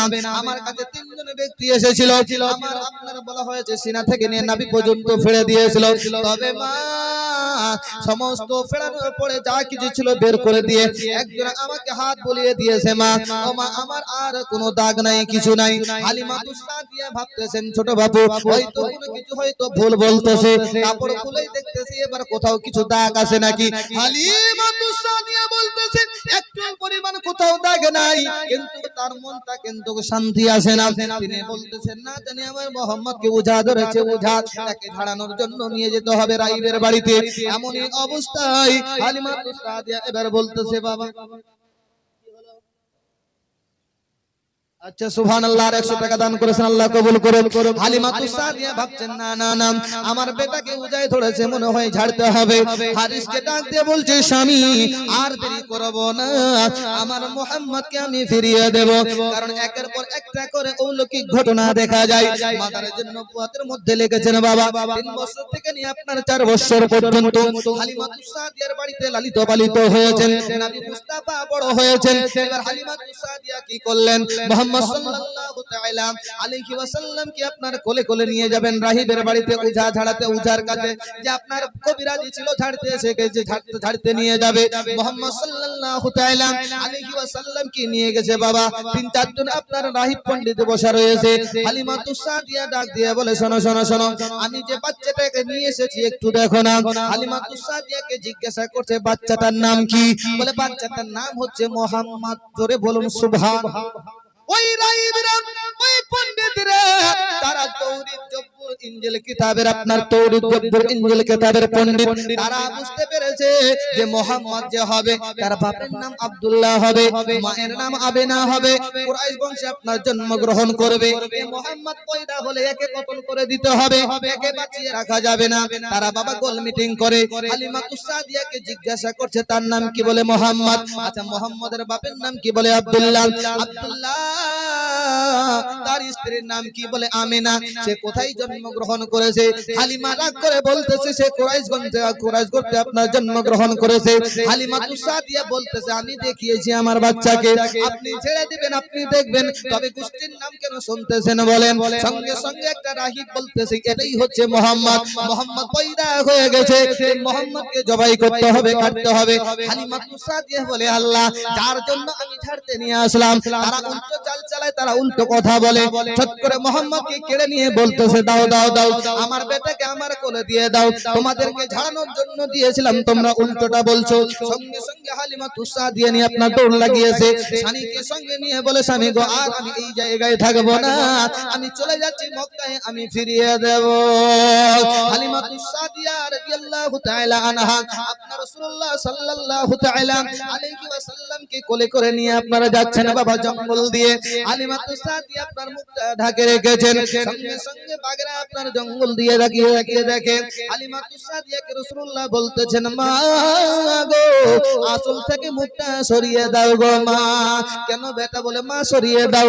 সরিয়ে দিলেন। সরিয়ে দেওয়ার পরে কিতাবে রাইটার লিখতেছেন হালিমা তুসাদিয়া যখন নিয়ে যায় ওই অসংখ্য বাগরা রাসূলুল্লাহর চেহারা দর্শন করেছেন। আব্বাজি আমার চলতে চলতে কাবা শরীফের একটু আগে ওই জায়গায় দেখা যায় আপনার অনেক পণ্ডিতরা, অনেক লোকজনরা ছিল। হালিমা তুসাদিয়া ভাবলেন যে আমি একটু এই জায়গায় রেখে কাজে হাজাতের প্রয়োজন হয়েছে, যাকে বাংলা ভাষায় বলা হয় বাবা পেশাব পায়খানার প্রয়োজন পড়েছে। মুহাম্মদ সাল্লাল্লাহু তাআলা আলাইহি ওয়াসাল্লামকে ওই জায়গায় বসিয়ে দিয়ে আপনার জঙ্গলের মধ্যে কাজে হাজাত পূরণ করতেছেন। এমনই অবস্থায় এসে দেখে যেই জায়গায় আমার রাসূলুল্লাহকে রেখেছিলেন ওই জায়গায় আর রাসূলুল্লাহ নাই। ওই রাসূলুল্লাহ সাল্লাল্লাহু তাআলা আলাইহি ওয়াসাল্লাম একটা পাহাড়ের চূড়ায় গিয়ে রব্বি হাবলি উম্মতি, রব্বি হাবলি উম্মতি, রাসূলুল্লাহ আমার আপনার জন্য চিন্তা করে। জোরে বলো সুবহানাল্লাহ। আব্বাজি আমার যে নবী শুরু থেকে নিয়ে শেষ পর্যন্ত আমার আপনার জন্য চিন্তা করেছেন আব্বা, সেই নবী মুস্তাফাকে তো খুঁজে পাই না। হালিমা তুসাদিয়া অবাক হয়ে গেল, মোহাম্মদ গেল তো কোথায় গেল? ডাইনে তাকাচ্ছেন, বামনে তাকাচ্ছেন, সামনে পিছনে সব জায়গায় তাকায়, মোহাম্মদকে পাওয়া যায় না। লোকদের জিজ্ঞাসা করে ওগো তোমরা বলতে পারবে নাকি আমি এই জায়গায় একটা বাচ্চাকে বসিয়ে রেখেছিলাম, সে কোথাও গেছে? তারা বলতেছে না না না বলতে পারবো না। হালিমা তুসাদিয়া কান্নায় ভেঙে পড়েছেন আব্বা। এমনই অবস্থায় কান্না করতে করতে একটা ঠাকুরকে, একটা পুরোহিতকে, একটা রাহিবকে বলতেছে তোমরা তো কাবা শরীফ দেখভাল করতেছো, কাবা শরীফে তোমরা থাকো, তবে আমি একটা কথা বলতে চাই। বলে কি কথা বলো? বলে আমার বেটা মোহাম্মদ হারিয়ে গেছে, আমার একটা ছেলে হারিয়ে গেছে, এই ছেলেটার সন্ধান তোমরা একটু বের করতে পারবে নাকি? ওই ব্যক্তি বলল যাও যাও যাও, ওই সামনে একটা রাহিব দেখা যায়, তার কাছে গিয়ে বলো নিশ্চয়ই তোমার ছেলেকে পাবে, অসুবিধা হবে না। কারণ তারা তো বাবা লাত মানত হাবুল উজ্জার পূজা করত, তারা তাদেরকে ভগবান মানত, তাদের প্রতি তারা বিশ্বাস করছিল। এমনই অবস্থায় হালিমা তুসাদিয়া বলতেছে যদি বের করে দেয় আমি বড় আনন্দ হব। ওই রাহিব বলতেছে হালিমা কান্না করো না, কান্না করো না। হালিমা এক দু পা করে আগে বেড়েছে। ওই রাহিবকে বলতেছে বলো বলো আমার একটা বাচ্চা হারিয়ে গেছে। ওই হালিমা তুসাদিয়া যখন ঘটনাটা খুলে বললেন, উনি বলতেছেন ঠিক আছে চিন্তা করবে না, অটোমেটিক বাচ্চা বেরিয়ে যাবে। এবার বাবা ঢং ঢং ঢং ঢং করে পূজা করতে শুরু করে দিয়েছে। পৃথিবীর মানুষেরা সবাই জানে, তারা কথা বলতে জানে না। ভেঙ্গে বাবা বলছি না, বুঝে নেবেন আপনারা। এমনই অবস্থায় যখন বলতেছে বলো বল বল হালিমার একটা ছেলে হারিয়ে গেছে, ওই হালিমার ছেলেটা কোথায় আছে বের করে দেই। কেউ কথা বলে না, সবাই চুপচাপ রয়েছে। সঙ্গে সঙ্গে সেই রাইব, সেই পণ্ডিত বলতেছে ও আমি তার নাম বলিনি বলে তোমরা কেউ কথা বলো না। হালিমা তুসাদিয়া বলতেছে বল বলো বলো ওই বাচ্চাটার নাম কি ছিল বলো। হালিমা তুসাদিয়া বলছে মোহাম্মদ। জোরে বলুন সুবহানাল্লাহ। মোহাম্মদ যে কোনে বলা সঙ্গে সঙ্গে বাবা মূর্তি এরকম মানে হালতে বুঝতে পারছেন, নাম শুনে মাত্রই আর কাম শুরু হয়ে গেছে। এমনই অবস্থায় রাই বলতেছে ও তার ঠিকানাটা বলি না, ওই জন্য তুমি বের করতে পারো না। না আপনার লাত মানত হাবুল উজ্জা যে আপনার ফল ফ্রুট দিয়ে পূজা করছে, ওই রাই বলতেছে এবার পেয়ে যাবে হালিমা। ওর ডিটেইলসটা একটু বলো তো, আর পুরো ঘটনাটা বলো, আর বাড়ি কোথায়, কোথা থেকে এসেছে। হালিমা তুসাদিয়া বলতেছে নাম হচ্ছে মোহাম্মদ, বাপের নাম হচ্ছে আব্দুল্লাহ, মায়ের নাম হচ্ছে আমিনা, কুরাইশ বংশে জন্মগ্রহণ করেছে। তারা কথা বলতে পারলো না। সে রাহিব অবাক হয়ে গেল, সেখানেও কোনো সন্ধান পেল না। হালিমা দুসাদিয়া কান্নায় ভেঙে পড়েছেন। আব্বা, আপনার কান্না করতেছি, কোথায় পাবো আমার মোহাম্মদকে? দেখা যায় একটু পরে একটা বয়স্ক লোক যে আব্দুল মুত্তালিব আপনার কাবা ঘরের দিকে এগিয়ে আসেন। আপনার চুলগুলো পেকে গেছে, আপনার দাড়িগুলো পেকে গেছে। ডাক দিয়ে বলছে, হালিমা কান্না করছো কেন? বলে কান্না এই জন্যই করছি গো, আমি বাচ্চাকে নিয়ে আসলাম, আপনার পোতাকে নিয়ে আসলাম, আমি সেই জায়গায় বসিয়ে কাজে হাজাত করতে গিয়েছিলাম, তবে ঘুরে এসে কি আমার মোহাম্মদ নাই। সঙ্গে সঙ্গে আমি খুঁজতে শুরু করলাম, পেলাম না। আব্দুল মুত্তালিব বলতেছে, হালিমা আমার পোতা মোহাম্মদ হারাই নাই, আমার পোতা মোহাম্মদ অবশ্যই রয়েছে, কারণ সে হারানোর জন্য পৃথিবীর জমিনে আসে নাই, যারা হারিয়ে যাবে তাদের সন্ধান দিতে এসেছে। হারানোওয়ালা আমার নবী নয়, মোহাম্মদ নয়। আব্বাজি আমার আব্দুল মুত্তালিব কাবার ঘরের মধ্যে রয়েছে। ইলহামের মাধ্যমে আব্দুল মুত্তালিবকে জানিয়ে দেওয়া হলো, ওই পাহাড়ের চূড়ার মধ্যে আমার নবী মুস্তাফা রয়েছে। কাবা শরীফের পাশে একটা পাহাড় ছিল বাবা, যার নামটা স্মরণে আসে না। ওই পাহাড়ের মধ্যে আমার রাসূলুল্লাহ আপনার বসা রয়েছে। এইদিকে আব্দুল মুত্তালিব আর হালিমাতুস সাদিয়া আপনার সবাই মিলে খুঁজতে গিয়ে আপনার নিদর্শন পেয়ে গেল, যখন ঠিকানা পেয়ে গেল, যখন সবাই সেই দিক দিয়ে হেঁটে যায়, দেখছে পাহাড়ে মোহাম্মদ চেপে রয়েছে। আব্দুল মুত্তালিব বলে, বাচ্চাটাকে কে নামাবে? তেরাদার কিতাবের মধ্যে এসেছে মিলন নামে একটা লোক মুহাম্মদ সাল্লাল্লাহু তাআলা আলাইহি ওয়াসাল্লাম কে আপনারা পাহাড় থেকে নামিয়ে নিয়ে আসবে। হালিমাতুস সাদিয়া রাদিয়াল্লাহু তাআলা আনহা ওই বাচ্চাটাকে কোলে করে নিয়ে আব্বা এবার নিয়ে চলে যাচ্ছেন আমিনার ঘরে। আমিনা তাকিয়ে আছেন মুহাম্মদ সাল্লাল্লাহু তাআলা আলাইহি ওয়াসাল্লামের দিকে। আব্বাজি আমার যখন নবী মুস্তাফাকে পেয়ে গেল, আমিনার দিলটা ভরে গেল। তবে আব্দুল মুত্তালিব আপনার আমিনাকে ডাক দিয়ে বলছে, আমিনা এতদিন ধরে হালিমাতুস সাদিয়া লালিত পালিত করেছে, তার জন্য কিছু দিয়ে দাও। কিতাবের মধ্যে বলা হয়েছে 100টা উট দেওয়া হয়েছে, আবার প্রাপ্ত যা কিছু পাওয়ার সব পাওনা দিয়ে দেওয়া হয়েছে। হালিমাতুস সাদিয়া বলে, আমি চাই না উট, চাই না কোন সম্পদ, তবে যে সম্পদ আমি পেয়েছিলাম আজকে ফিরিয়ে দিচ্ছি। হালিমাতুস সাদিয়ার মনে বড় আপনার আঘাত হচ্ছে, দুঃখ হচ্ছে বাবা, তবে কি করবে, দিতে তো হবে, মায়ের সন্তান মায়ের কোলে ফিরে দিতে হবে। হালিমাতুস সাদিয়া দিয়ে আপনার ধন সম্পত্তি নিয়ে চলে আসছেন তাইফের দিকে। তাইফের দিকে যখন আসতে শুরু করেছেন, তাকিয়ে তাকিয়ে নবী মুস্তাফা দেখতেছেন, হালিমাতুস সাদিয়াও দেখতেছেন। যাই হোক বাবা, হালিমাতুস সাদিয়া চলে আসলেন বাড়িতে। আমার আপনার রাসূলুল্লাহ সাল্লাল্লাহু তাআলা আলাইহি ওয়াসাল্লাম আপনার মায়ের কাছে রয়েছে।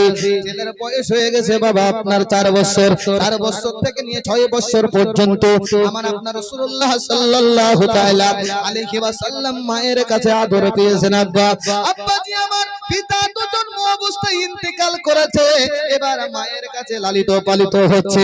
লম্বা, অনেক লম্বা ঘটনা বাবা, যদি বলেন 4 থেকে নিয়ে 6 বছর পর্যন্তই আলোচনাটা করেন আমি শুনবো, তবু আমি আলোচনাটা করতে পারবো। তবে গত রাতে আমি নবীজির পিতার ঘটনা পর্যন্ত গিয়েছি, আজকে আমি নবীজির আম্মার মৃত্যুর ঘটনা পর্যন্ত যাব।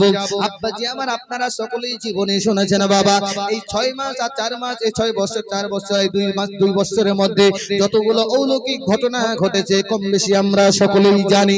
আব্বাজি আমার আমি যেটা পৌঁছতে চাই একটু শ্রবণ করবেন। রাসূলুল্লাহ সাল্লাল্লাহু তাআলা আলাইহি ওয়াসাল্লাম যখন মায়ের কাছে লালিত পালিত করতে আপনারা শুরু করলেন, এমন অবস্থায় মাঠের দিকে খেলতে যাই চলে আসে, কিন্তু আমার রাসূলুল্লাহ খেলা খেলায় না, আমার রাসূলুল্লাহ একটু দেখে, কারণ আমার রাসূলুল্লাহ পৃথিবীর জমিনে খেলতে আসে নাই। আমার রাসূলুল্লাহ সাল্লাল্লাহু তাআলা আলাইহি ওয়াসাল্লাম মাঠের দিকে যায়, বাড়ির দিকে আসে। হঠাৎ করে রাসূলুল্লাহ সাল্লাল্লাহু তাআলা আলাইহি ওয়াসাল্লাম আম্মাকে ডাক দিয়ে বলে, মা গো একটি প্রশ্ন করতে চাই। মা কি প্রশ্ন করতে চাও আব্বা? বলে মা সন্ধ্যা হলে প্রতিটা বাড়িতে বাড়িতে করে 2টা চেরাগ জ্বলে, আমার বাড়িতে কেন একটা চেরাগ জ্বলে মা একটু শুনতে চাই। সঙ্গে সঙ্গে আমিনা বলতেছে, বেটা কি বলতে চাও তুমি বলো?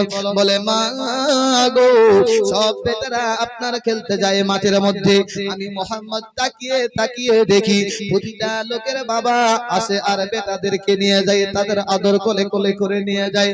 ও মা, দুইটা চেরাগ এই জন্যই বললাম মা, তাদের মাও আছে বাবাও আছে, তবে মা আমার পিতা কোথায় আছে একটু বলবে নাকি? সঙ্গে সঙ্গে আমিনা বলতেছে, বেটা ভিতরে যে আগুনটা ছিল বেটা আজ তুমি জ্বালিয়ে দিয়েছো। আমি কি বলবো বেটা, তবে একটা কথা মনে রেখে দাও বেটা, তোমার বাবা সিরিয়ায় ব্যবসা করতে গেছে আর ঘুরে আসে নাই। এইভাবে রাসূলুল্লাহ সাল্লাল্লাহু তাআলা আলাইহি ওয়াসাল্লাম কে আপনার বোঝ দেয়, কিন্তু আমিনার কলিজাটা মনে ফেটে যায় বাবা। আমিনা স্বামীর কথা মনে পড়ে গেছে, স্বামীর কথা আপনার মনে পড়ে গেছে। আর যদি স্বামী বেঁচে থাকতো মোহাম্মদ আমাকে এইভাবে বলতে পারতো না। তাই হোক বাবা, এইভাবে কিছুদিন কেটে যায়।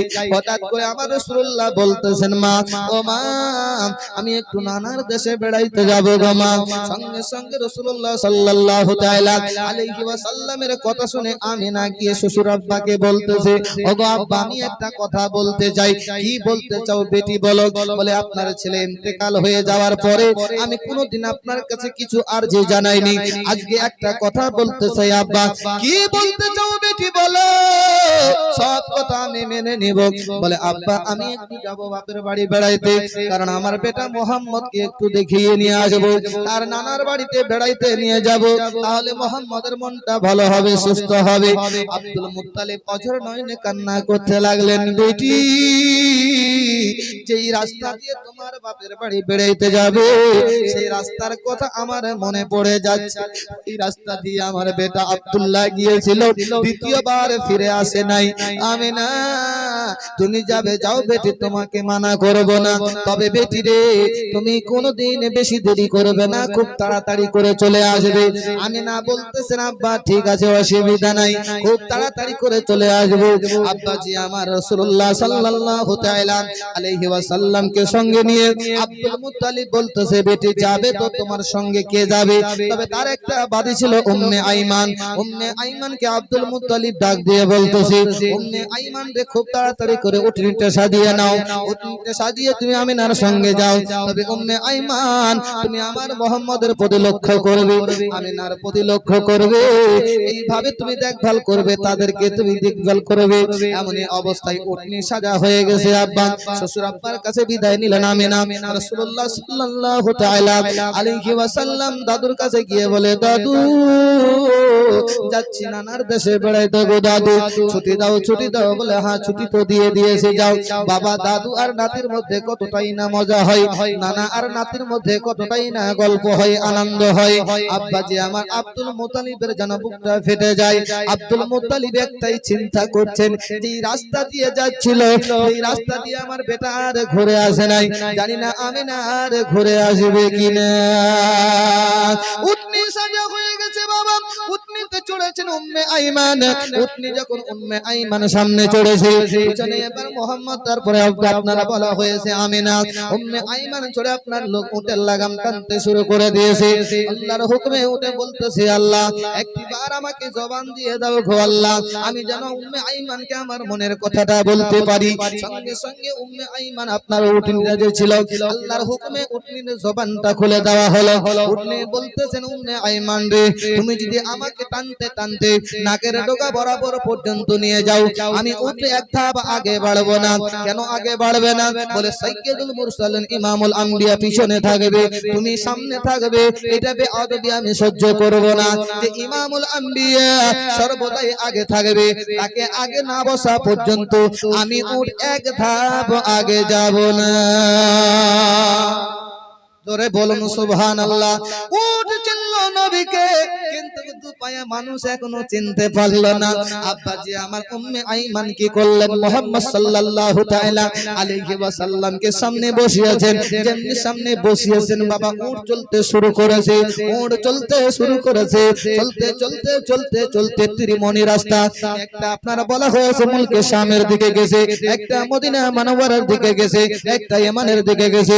আমার রাসূলুল্লাহ সাল্লাল্লাহু তাআলা আলাইহি ওয়াসাল্লাম বসা, উটনি আপনার ত্রিমণি রাস্তার ডাক্তারের কাছে গেছে সঙ্গে সঙ্গে আমিনা বলতেছে বোন উম্মে আইমান আর হয়তো আমরা আগে বাড়বো না কারণ অনেক দিন আগে আমি গিয়েছি কিন্তু বাপের বাড়িতে রাস্তা ভুলে গেছি কোন রাস্তা দিয়ে যাব রাসূলুল্লাহ সাল্লাল্লাহু তাআলা আলাইহি ওয়াসাল্লাম বলতেছেন মা কেন রাস্তা ভুলবেন এটাই তো মদিনার রাস্তা এটাই তো মুলকে শামের রাস্তা এটাই তো ঈমানের রাস্তা এমন অবস্থায় আমিনা কানে কানে বলতেছি উম্মে আইমানকে উম্মে আইমান রে একটা কথা মনে পড়ে গেল কি কথা বিরাদার জীবনী বক্তারা দুইটা বর্ণনা করে কেউ যাওয়াটা বর্ণনা করে কেউ ঘুরে আসাটা বর্ণনা করে এক মাস যাওয়ার পরে ঘুরে আসার পরে স্বামীর জিয়ারত করবে আমি বর্ণনা করি হালিমাতুস সাদিয়া আপনার আমিনা রাদিয়াল্লাহু তাআলা আনহা উম্মে আইমান যখন উট নিয়ে যাচ্ছিল বাবা যাওয়ার ঘটনাটাই আমি আপনাকে বলবো আমিনা উম্মে আইমানকে বলতেছে উম্মে আইমান এই যে দেখছো মাকামে আবুয়া এই জায়গায় মুহাম্মদের আব্বা শুয়ে আছে আমার স্বামী শুয়ে আছে এই মুহাম্মদকে উটের উপর বসিয়ে দিয়ে একটু জিয়ারত করে আসব উম্মে আইমান বলে ঠিক আছে চলো অদৃশ্য সংবাদদাতা নবী মুস্তাফাকে উটের উপর বসিয়ে দিয়েছে আব্বা উম্মে আইমান আর আমিনা আপনার চলছে একটু গিয়েছে বাবা পিছনে তাকিয়ে দেখে একটা আওয়াজ দেখছেন রাসূলুল্লাহ জমিনে পড়ে গেছে যেমনি পড়ে যাওয়া সঙ্গে সঙ্গে আমিনা এসে আপনার কাপড় ঝাড়তেছে আর বলতেছে বেটা রে তুমি তো চড়ে থাকতে বেটা কিভাবে পড়লে কোথায় লাগলো আব্বা কোথায় কি হলো একটু দেখি দেখবেন মা আপনার সন্তান যদি বিপদে পড়ে বা কোথাও লাগে তো মা অস্থির হয়ে যায় দেখার জন্য আমিনা বলতেছে বেটা কোথায় লেগেছে একটু দেখি বলে মা গো আমাকে লাগেনি মা তবে তোমরা কোথায় যাচ্ছ সে কথাটা আমি জানি আমিনা বলতেছে কিভাবে জানো বেটা তবে মা তোমার কে খেয়াল পড়ে মা যখন আমি তোমার গর্ভে ছিলাম পানিগুলো উপরে উঠেছিল বলে হ্যাঁ উঠেছিল মা তুমি যখন রাস্তা দিয়ে হেঁটে যাচ্ছিলে ও মা ওই সময় পাথরগুলো মম হয়ে যেত বলে হ্যাঁ হতো তবে মা আরো একটু আগে কথা বলি বলে বলো বেটা বলো বলে মা আমি যখন পৃথিবীর জমিনে ভূমিষ্ঠ হয়েছিলাম মা 3 দিন বয়সে আমাকে আপনি একটা বারান্দায় শুইয়ে দিয়েছিলেন একটা রুমাল দিয়ে আপনি ঢাকিয়ে দিয়েছিলেন তবে হ্যাঁ বেটা দিয়েছিলাম কি হয়েছে বলো বলে মা আপনি কাজে কর্মে ব্যস্ত অবস্থায় আপনি ছিলেন মা ব্যস্ততা ছিলেন তবে মা গো ওই সময় আল্লাহ রাব্বুল আলামিন জিবরাইলকে পাঠিয়ে দিয়ে জিবরাইলের কোলে চড়ে দেখে নিয়েছি কোথায় মক্কা কোথায় মদিনা কোথায় তুর্কিস্তান কোথায় হিন্দুস্তান মা পুরোটা পৃথিবী আমি দেখে নিয়েছি এবং কি আমার আব্বা কোথায় আছে সেটাও দেখে নিয়েছি জোরে বলো ও মা তোমরা আমাকে বসিয়ে রেখে যেতে চাইছিলে আমার বাবার কবরে তবে মা আমিও যাব আমার কাছে লুকায়ও না আমিনা অবাক হয়ে গেল সমস্ত কথা যখন মনে পড়ে গেল ঠিক আছে বেটা চলো কিন্তু বাবা সকলেই জানেন স্বামীর মহব্বত ভালোবাসা কতটা আমিনার ভিতরে ছিল এমন অবস্থায় চলতে চলতে চলতে চলতে আপনার মাকামে আবুয়া আমার রাসূলুল্লাহ সাল্লাল্লাহু তাআলা আলাইহি ওয়াসাল্লাম যখন দেখতেছেন বাপের কবর ওই বাপের কবর দেখে আমার রাসূলুল্লাহ আর থাকতে পারে না বলে আব্বা গো ওগো আব্বা তোমার আমি আদর পেলাম না তোমার আমি কোনো স্নেহ পেলাম না আমাকে ছেড়ে আপনি চলে গেলেন আব্বা কবরে আব্বাজি আমার রাসূলুল্লাহ সাল্লাল্লাহু তাআলা আলাইহি ওয়াসাল্লাম এতটাই কান্না করেছেন কারণ বাবারা নবী মুস্তাফা বাপের কোনো মহব্বত ভালোবাসা পায়নি আব্বা রাসূলুল্লাহ সাল্লাল্লাহু তাআলা আলাইহি ওয়াসাল্লাম অঝর নয়নে কান্না করছেন উম্মে আইমান বলে মুহাম্মদ এত কান্না করো না বেটা শরীর খারাপ হয়ে যাবে তবে মা কি করব মা তো স্থির থাকতে পারি না আব্বাজি আমার মুহাম্মদ সাল্লাল্লাহু তাআলা আলাইহি ওয়াসাল্লাম কাঁদে এইদিকে আমিনার শরীরটা বাবা থরথর করে কাঁপতে শুরু করেছে আমিনা ডাক দিয়ে বলতেছেন উম্মে আইমান রে আমার শরীরটা বড় ভালো লাগে না আমাকে একটু ধরো, কারণ স্বামীর মহব্বত ভালোবাসা আপনার প্রেম প্রতিশ্রুতি আপনার মনে পড়ে গেছে, শরীর কাঁপতে শুরু করে দিয়েছে, অসুস্থ হয়ে গেছে। আমিনা আল্লাহ রাব্বুল আলামিন বলে জিবরাইল, ইসরাইলকে ডাকো, হুকুম দিয়ে দাও আমিনার জানখানাকে কবজ করে নেবে। এইদিকে আবার রাসূলুল্লাহ আব্বার কবরে দাঁড়িয়ে দাঁড়িয়ে কান্না করে, এইদিকে আবার মায়েরও মৃত্যু ঘটবে। এমন অবস্থায় জিবরাইল বলে, আল্লাহ জন্মকালে অবস্থায় আপনার নবীর পিতা হারিয়েছে, 6 বছরে যদি মাতা হারিয়ে দেয় আপনার হাবিব তো ইয়েতিম হয়ে যাবে, ইয়েতিম হয়ে যাবে। আল্লাহ পাক বলেন, জিবরাইল আমি ইয়েতিম বানাবো তো ইয়েতিমদের সরদার বানিয়ে দেব।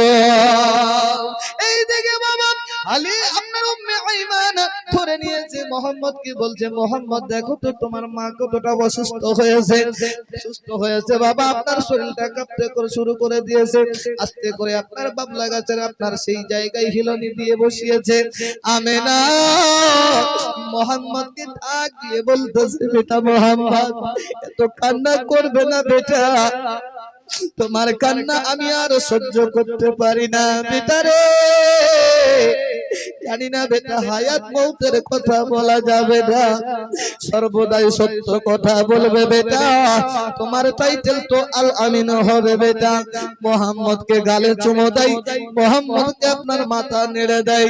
অদৃশ্য সংবাদদাতা মনে ভাবলেন আমার মাও আর এই পৃথিবীর জমিনে থাকবে না, আমার মাও আর এই পৃথিবীর জমিনে থাকবে না। অজর নয়নে কান্না করে একবার বাপের কবর দেখে, একবার মায়ের চেহারা দেখে। এইভাবে আব্বাজি আমার মুহাম্মদ সাল্লাল্লাহু তাআলা আলাইহি ওয়াসাল্লাম আপনার মায়ের বুকে মা আদর করে বলে, বেটা বেটা রে আমার শরীরটা ভালো লাগে না বেটা, তবে বেটা আমি যদি চলে যাই তবে বেটা তুমি সরল সর্বদাই সত্যই কথা বলবে, ভালো থাকবে। সঙ্গে সঙ্গে বলছেন নবী মুস্তাফা মা গো, ভূমিষ্ঠ হওয়ার পরে বাপের আদর পেলাম না মা, ও মা এখন 6 বছর পরে যদি মায়ের আদর না পাই কাকে আমি মা মা বলে ডাকবো, আমার সারা হয়ে দাঁড়াবে। মা বেটাই কথাবার্তা বলে। উম্মে আইমানকে ডাক দিয়ে বলতেছেন, আমিনা উম্মে আইমান রে দেখো আমার হাত পা গুলো যেন আপনার শর্ট শর্ট হয়ে আসে, আমার হাত পা গুলো যেন আর কাজ করে না, কোনো কিছুই কাজ করে না। চোখটা বাবা খুলেছিল আস্তে আস্তে বন্ধ হবে। এইদিকে তুবো গাছের পাতা ঝরে গেছে, আল্লাহর অর্ডার হয়ে গেছে। এইদিকে আপনার কথা বলতে বলতে আপনার আমিনা রাদিয়াল্লাহু তাআলা আনহা ইসরাইল আলাইহিস সালাম এসে জানখানা কবজ করে নিয়েছে। বলুন ইন্না লিল্লাহি ওয়া ইন্না ইলাইহি রাজিউন। আমার আপনার রাসূলুল্লাহ সাল্লাল্লাহু তাআলা আলাইহি ওয়াসাল্লাম মায়ের কাছে এতটাই কান্না করেছেন বাবা, এতটাই কান্না করেছেন কিতাবের মধ্যে পাওয়া যায় আমার নবীর কান্নায় গাছপালা কাকুরদের কাছ থেকেও জল বেরিয়েছে। জোরে বলুন সুবহানাল্লাহ। এতটাই একটা কান্নার শোক পড়েছিল। উম্মে আইমান ডাক দিয়ে বলে, মুহাম্মদ কান্না করো না। কেন কান্না করব না মা জানো, যার পৃথিবীর জমিনে মা না থাকে তার বড় কত কষ্ট হয়। কার কাছে আমি ছায়া নেব, কার কাছে আমি লালিত পালিত হব।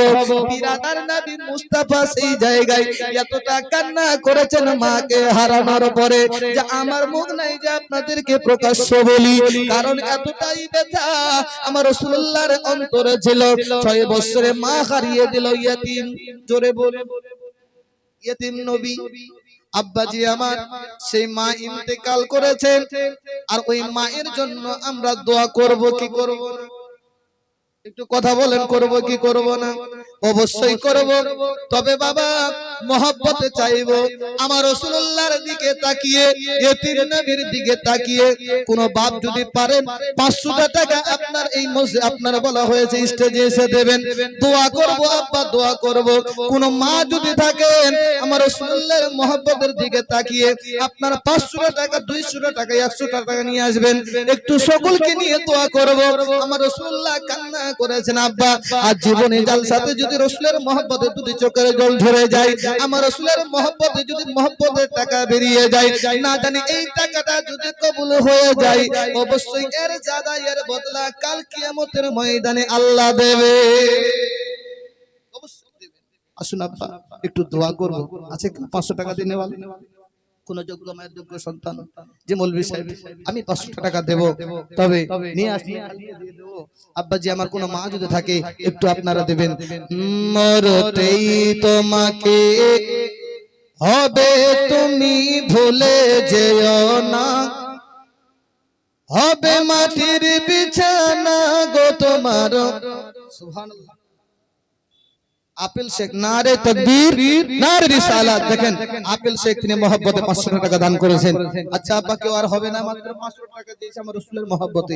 ইতিম নবী মুস্তাফা মাকে নিয়ে কান্না করছেন, আমরা দোয়া করব আর এই রাসূলের মহব্বত থেকে আপনাদের মহব্বতের টাকা, কারণ টাকা তো বাবা কারণ সবারই আছে, তবে মহব্বতে চাইছি এটা 500 200 100 যদি পারেন আমার মুসাফির মানুষ আমি একটু দোয়া করব আব্বা, অবশ্যই যদি আপনার মহব্বতের দান হয় এই দানের বদলা আপনি পাবেন। মাদের বলবো, কমিটিকে বলবো, বোনদেরকে বলবো যে একটু যদি পারেন আপনারা সহযোগিতা করবেন। সিরাতুন নবীর মাহফিল সাজিয়েছে আব্বাজি আমার, আমি হাতে একজনের কাছ থেকে মাত্র 500 টাকা পেয়েছি, আর একজন যদি আসে ফালাকনা কুমাজুয়াজা প্রতিটা জিনিস জোড়া জোড়া, তাহলে আমি অবশ্যই আমি আপনাদের জন্য দোয়ার জন্য হাত পাঠাবো। বলবো কমিটিকে দেখো এদিক ওদিক তাকিয়ে আরেকটা গামছা দিয়ে দাও, কারণ আমি কালেকশন চাপ দিয়ে নেব না, আর আপনাদের মহব্বত যতটুকু হবে ততটুকু এগাবো। কারণ কবি লিখছেন কত সুন্দর ভাষায়, পাগল মন রে দম ফুরাইলে কে হইবে আপন, এই যে বাড়ি গাড়ি টাকা কড়ি সবই তোমায় থাকবে পড়ি, সাদা কাফন পরাইবে তোমায়, পাশের পালকে সাজাইয়া দিবে বিদায় করিয়া,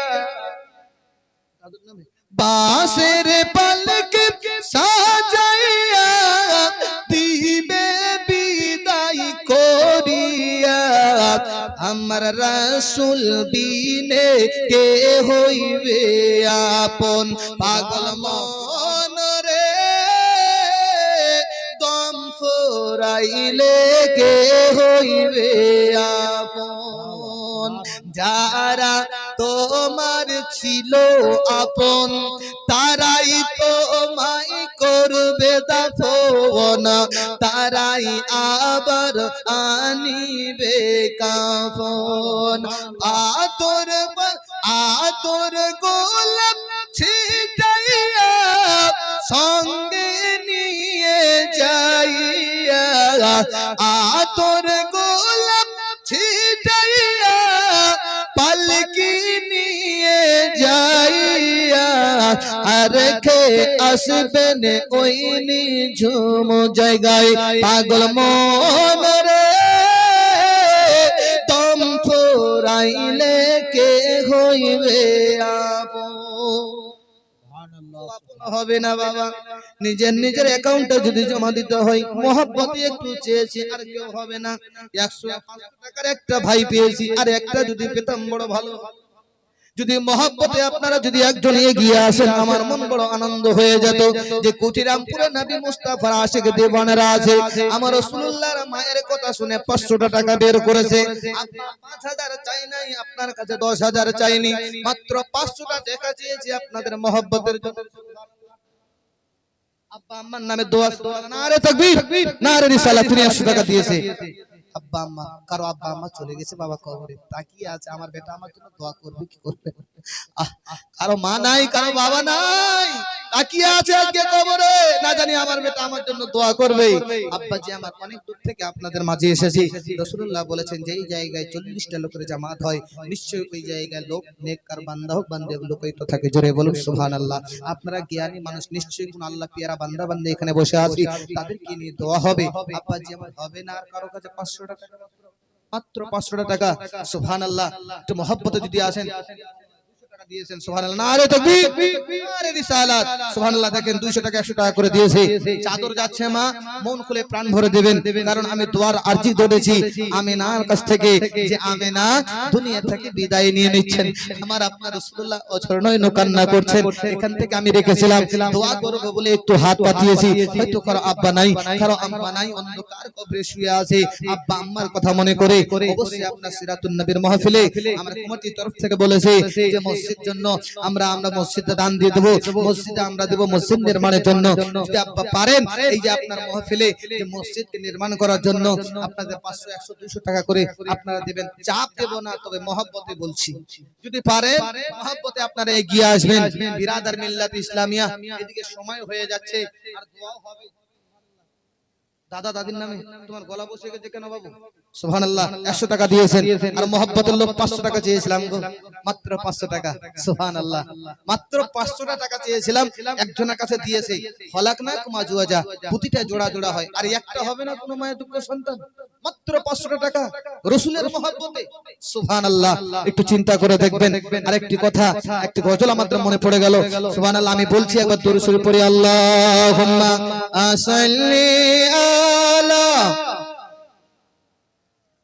মাওলানা মুহাম্মদ ওয়া আলা আলি সাইয়্যিদিনা মাওলানা মুহাম্মদ সাল্লাল্লাহু তাআলা আলাইহি ওয়াসাল্লাম।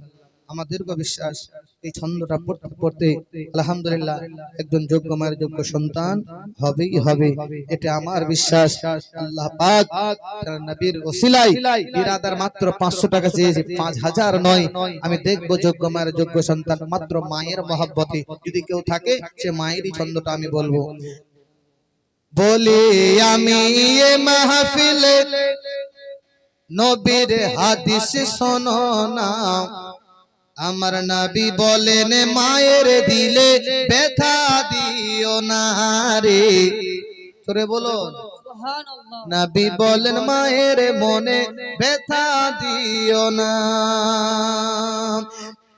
ছেলে মেয়েকে না খাওয়াইয়া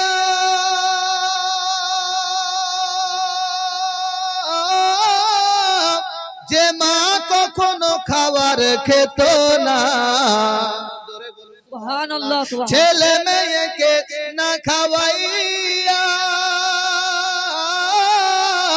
যে মা কখনো খাবার খেত না। এখন তুমি সব পেয়েছো, এখন তুমি সব পেয়েছো, মায়ের খবর রাখো না। আমার নবী বলেন মায়ের দিলে ব্যথা দিও না রে, নবী বলেন মায়ের মনে ব্যথা দিও না। নজরুল কালিমি বলে শোনো আজকে সবাই মিলে গো, আরে মাতা পিতার সেবা করতে, মাতা পিতার সেবা করতে কেউ কোনদিন ভুলো না। আমার নবী বলেন মায়ের দিলে ব্যথা দিও না রে, নবী বলেন মায়ের মনে ব্যথা দিও না। জোরে বলেন না সুবহানাল্লাহ। একজনও হবে না। যোগ্য মায়ের যোগ্য সন্তান একটা হাত দেখিয়ে দেন। বাবা 500 টাকা না হলে ওয়াজ আগে বাড়বে, নিয়ত করে যদি নিয়ে থাকেন যে আমি দেব না, আমিও মৌলবি নিয়ত করে নিব আর বক্তব্য বাড়াবো না। একটা দিয়ে দেন চট করে, যাকে টাকা দিয়েছে আল্লাহ পয়সা দিয়েছে, একটা হাত দেখিয়ে দেন। মৌলভী সাহেব জান 500 টাকা আমি দিয়ে দেব ইনশাআল্লাহ। ওয়াজ আগে বলবো, দোয়াটা করুন, এখনই দোয়া করব, দোয়া করে আবার আই কোন মায়ের যোগ্য মায়ের যোগ্য সন্তান। সুবহানাল্লাহ, সুবহানাল্লাহ। কুঠিরামপুরে 500 টাকা দেনেওয়ালা মায়ের মহব্বতে, রাসূলের মহব্বতে হবে না, এটা তো মেনে নেওয়া যায় না। আজকে আমি আসরের পরে পুরো গ্রামটা দেখেছি, সব খালি দোতলা বাড়ি, নাকি বলেন? পুরো গ্রাম ঘুরলাম, এত সুন্দর সুন্দর বাড়ি আল্লাহই তো দিয়েছে, নাকি বলেন? তো আল্লাহ যখন দিয়েছেন তো আল্লাহ রাসূলের মহব্বতে 500 টাকা তো বড় দেখা না। তাহলে একটা দানের কথা এই জায়গায় বলি, যদি আপনাদের বিশ্বাস না হয় হযরতের কাছ থেকে জেনে নেবেন। আমি এটা দানের ফজিলতের বলছি, তারপর দোয়া করব।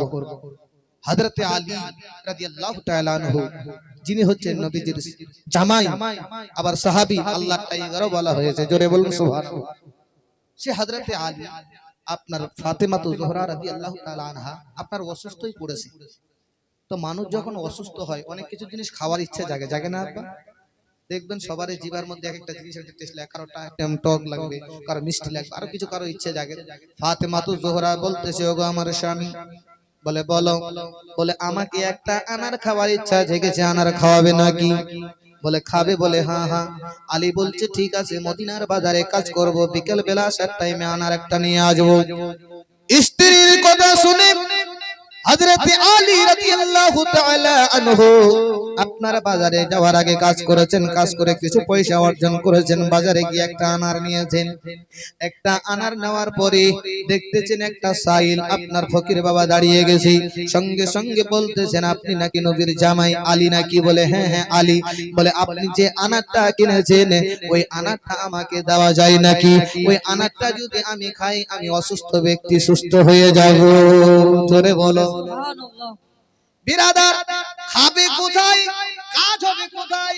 আমি এটাই প্রমাণ 5 মিনিটে দিয়ে আমি ওয়াজে ঢুকে যাব। দোয়া করে দান করবেন না করবেন আপনার ব্যাপার, মন যদি চাই আপনি দেবেন। হযরতে আলীর উপরে যদি বিশ্বাস থাকে আপনি দেবেন। হযরতে আলী মনে মনে ভাবতেছেন কি ব্যাপার, আমার ঝোলার মধ্যে আমার আনার আছে, এই ফকির বাবা জানলো কেমন করে? ফট করে আপনার হযরতে আলীর ডেমাকে কোরআনের আয়াতের কথা মনে পড়ে গেল, ওয়া হযরতে আলী বলছেন যে সাইলরা হাত পা দি, তার হাত কখনো ঘুরিয়ে দিও না, ফেরত দিয়ে দিও না, ধমক দিও না, সাইলকে দিতে হবে। ওয়া আম্মা সাইলা ফালা তানহার। এমন অবস্থায় আনাটা বের করে বাবা অর্ধেক কেটেছে, অর্ধেক কাটার পরে ফকির বাবাকে অর্ধেকটা দিয়েছেন। যেমনি অর্ধেকটা দিয়েছেন খাওয়ার পরে তৃপ্তি লাভ পেয়েছি। তৃপ্তি লাভ করার পরে বলতেছেন আলী গো একটা কথা বলবো। বলে বলো বলো বলো। যে আনারটা আমি অর্ধেক খেলাম, আমি অর্ধেকটা সুস্থতা লাভ করেছি, আমি তৃপ্তি পেয়েছি বটে, তবে যে অর্ধেকটা আছে সেটা খেলে আমি পরিপূর্ণতা সুস্থ লাভ করব। জোরে বলে হযরতে আলী আবার বলতেছেন ওয়া মাসাইলা ফালা তানহার। ফকির যারা সাইল যারা হাত পাতবে তাদের হাতকে ফেরত দিতে নেই, তাদেরকে ধমক দিতে নেই। ও মা খালারা শুনে যাও, রাতের বেলা গো মা, বাড়িতে যদি ফকির আসে যদি কিছু না দিতে পারেন রে মা, তাকে মিষ্টি ভাষায় বিদায় করে দেবেন, আব্বা কালকে আসবেন। বাড়ি থেকে ধমক দিয়ে বের করে দেওয়া যাবে না, বাড়ি থেকে দুঃখ দিয়ে ওই ফকির বাবার চোখে জল দেওয়া যাবে না, আপনার ফকিরকে কষ্ট দেওয়া যাবে না। এই শিক্ষা দিয়েছেন হযরতে আলী, সেখান থেকে আমাদের শিক্ষা নিতে হবে। হযরতে আলী মনে মনে ভাবছেন আমার স্ত্রী চেয়েছিল আনার খেতে, আমি একটা কিনেছিলাম অর্ধেক দিলাম, আবার সে সাইল হয়ে হাত পাতিয়েছে, এই অর্ধেকটা আমি বাড়িতে নিয়ে যাব না, এটাও দিয়ে দেব। ওই অর্ধেক আনারটা এই দিকে খাচ্ছে, এই দিকে ফাতেমা অসুস্থ ছিল, বাবা সুস্থ হচ্ছে। জোরে বলুন হযরত ফাতেমা সুস্থ হচ্ছেন পরিপূর্ণভাবে। আনারটা দেওয়ার পরে হযরত আলী রাদিয়াল্লাহু তাআলা আনহু আপনার বাড়িতে আশেপাশে এসে আপনার মন খারাপ হয়ে গেছে, না জানে স্ত্রীর কাছে আমি মুখ দেখাবো কেমন করে। সঙ্গে সঙ্গে ফাতেমা বের হয়ে এসে বলছে ওগো আমার স্ত্রী, ওগো আমার স্বামী, মাথার মুকুট, মনটা আপনার খারাপ আছে নাকি? বলে না না না, বলো বলো বলো। বলে আমি ফাতেমা বলতেছি আমি আপনাকে মন প্রাণ জান প্রাণ দিয়ে ভালোবাসি, আপনার দিমাগ কোথায়, আপনার মাইন্ড কিভাবে হয় আমি জানি, তবে আমার জন্য আপনি আনার নিয়ে আসেননি বলে মনটা খারাপ। তবে আমি বলতে চাই স্বামী গো, আমি ফাতেমা ভরপুর ভাবে সুস্থ লাভ করেছি। জোরে বলুন সুবহানাল্লাহ। ভিতরে ঢুকেছেন হযরতে আলী, এইদিকে নবী মুস্তাফা বলতেছেন সালমান ফারসিকে ওগো আমার সালমান ফারসি, আর দেরি নয় দেরি নয় দেরি নয়, আমার আলীর বাড়িতে 10টা আনার পৌঁছে দাও। হযরতে আলীর বাড়িতে 10টা আনার নিয়ে আসবেন কি? হযরতে সালমান ফারসি তিনি মনে মনে চিন্তা করলেন 10টা কেন আমার নবী মুস্তাফা দিলেন, 12টা দিতে পারতেন, 8টা দিতে পারতেন, 9টা দিতে পারতেন, কিন্তু 10টা কেন দিলেন? এই রহস্য বোঝানোর জন্য বাবা একটা আনার সালমান ফারসি ভিতরের মধ্যে রেখে দিয়েছেন। রেখে দেওয়ার পরে এবার সঙ্গে সঙ্গে আপনার ঝুলি নিয়ে বাড়িতে আসে। হযরতে আলীকে ডাক দিয়ে বলতেছেন ওগো শোনো শোনো শোনো, ওগো আলী তাড়াতাড়ি বেরিয়ে এসো, আনার নিয়ে এসেছি তুমি নাও। হযরতে আলী বলতেছেন আনার কার জন্য নিয়ে এসেছো? বলে নবী মুস্তাফা তোমার জন্য পাঠিয়েছি। হযরতে আলী আনারের ঝুলিটা নামালেন, নামানোর পরে এবার একটা একটা করে গুনছেন, 1টা 2টা 3টা 4টা 5টা 6টা 7টা 8টা 9টা। হযরতে আলী বলছেন এ আমার আনার, আমার নয়। জোরে বলুন সুবহানাল্লাহ। এই আনার আমার নয়, নিশ্চয়ই তো রহস্য। আনার 10টা দিয়েছে, তো 9টা যখন দেখতে পেয়েছেন হযরতে আলী বলছে এটা আমার আনার নয়। সলমান ফারসি চোখে জল ছেড়ে দিয়ে বলতেছে হুজুর এইটা আপনারই আনার, এটা আপনাকে দিতে বলেছি। হযরতে আলী বলতেছেন যদি আমার আনারটা হয় তাহলে 9টা হবে না 10টা হবে। জোরে বলো, 9টা হবে না 10টা হবে। সলমান ফারসি বলছে হুজুর এই রহস্যটা জানার জন্য আমি সলমান ফারসি, আমি সলমানে একটা আনারকে লুকিয়ে রেখেছি, এর কারণটা কি একটু বলে দিন। হযরতে আলী বলতেছেন মদিনার বাজারে আমি একটা আনার খরিদ করেছিলাম, একটা সাওয়ালি চেয়েছিল বলে আমি একটা আনার দিয়েছি। রাসূলুল্লাহ জানিয়েছেন কেউ যদি একটা দান করে বদলে 10টা দেয়, কেউ যদি 1 টাকা দান করে 10 টাকা দেয়। আমি আলীর এটাই বিশ্বাস ছিল, আমি একটা আনার দান করেছি আমার বাড়িতে 10টা আনার আসবে। জোরে বলে সুবহানাল্লাহ। তাই তো কবি বলছেন আরে কান্দে ফাতেমা সাজদায়ে পড়ে আলীর ঘরেতে, গুনাহগারে উম্মতের দোয়া ফাতেমার মুখেতে। সুবহানাল্লাহ সুবহানাল্লাহ। বলবো এটা দুইটা ছন্দ আছে বলে দেই, মায়েদের শিক্ষার জন্য যখন উঠলো তো একটা আনার দিলে 10টা পাওয়া যায়, তো 500 টাকা দিলে 1000 টাকা পাবেন না? জি পাবেন কি পাবেন না বলেন? বিশ্বাস আছে কি নাই? জি আছে না? তবে টাকা না। জি যদি বিশ্বাস থাকে আর থাকবে না কেন?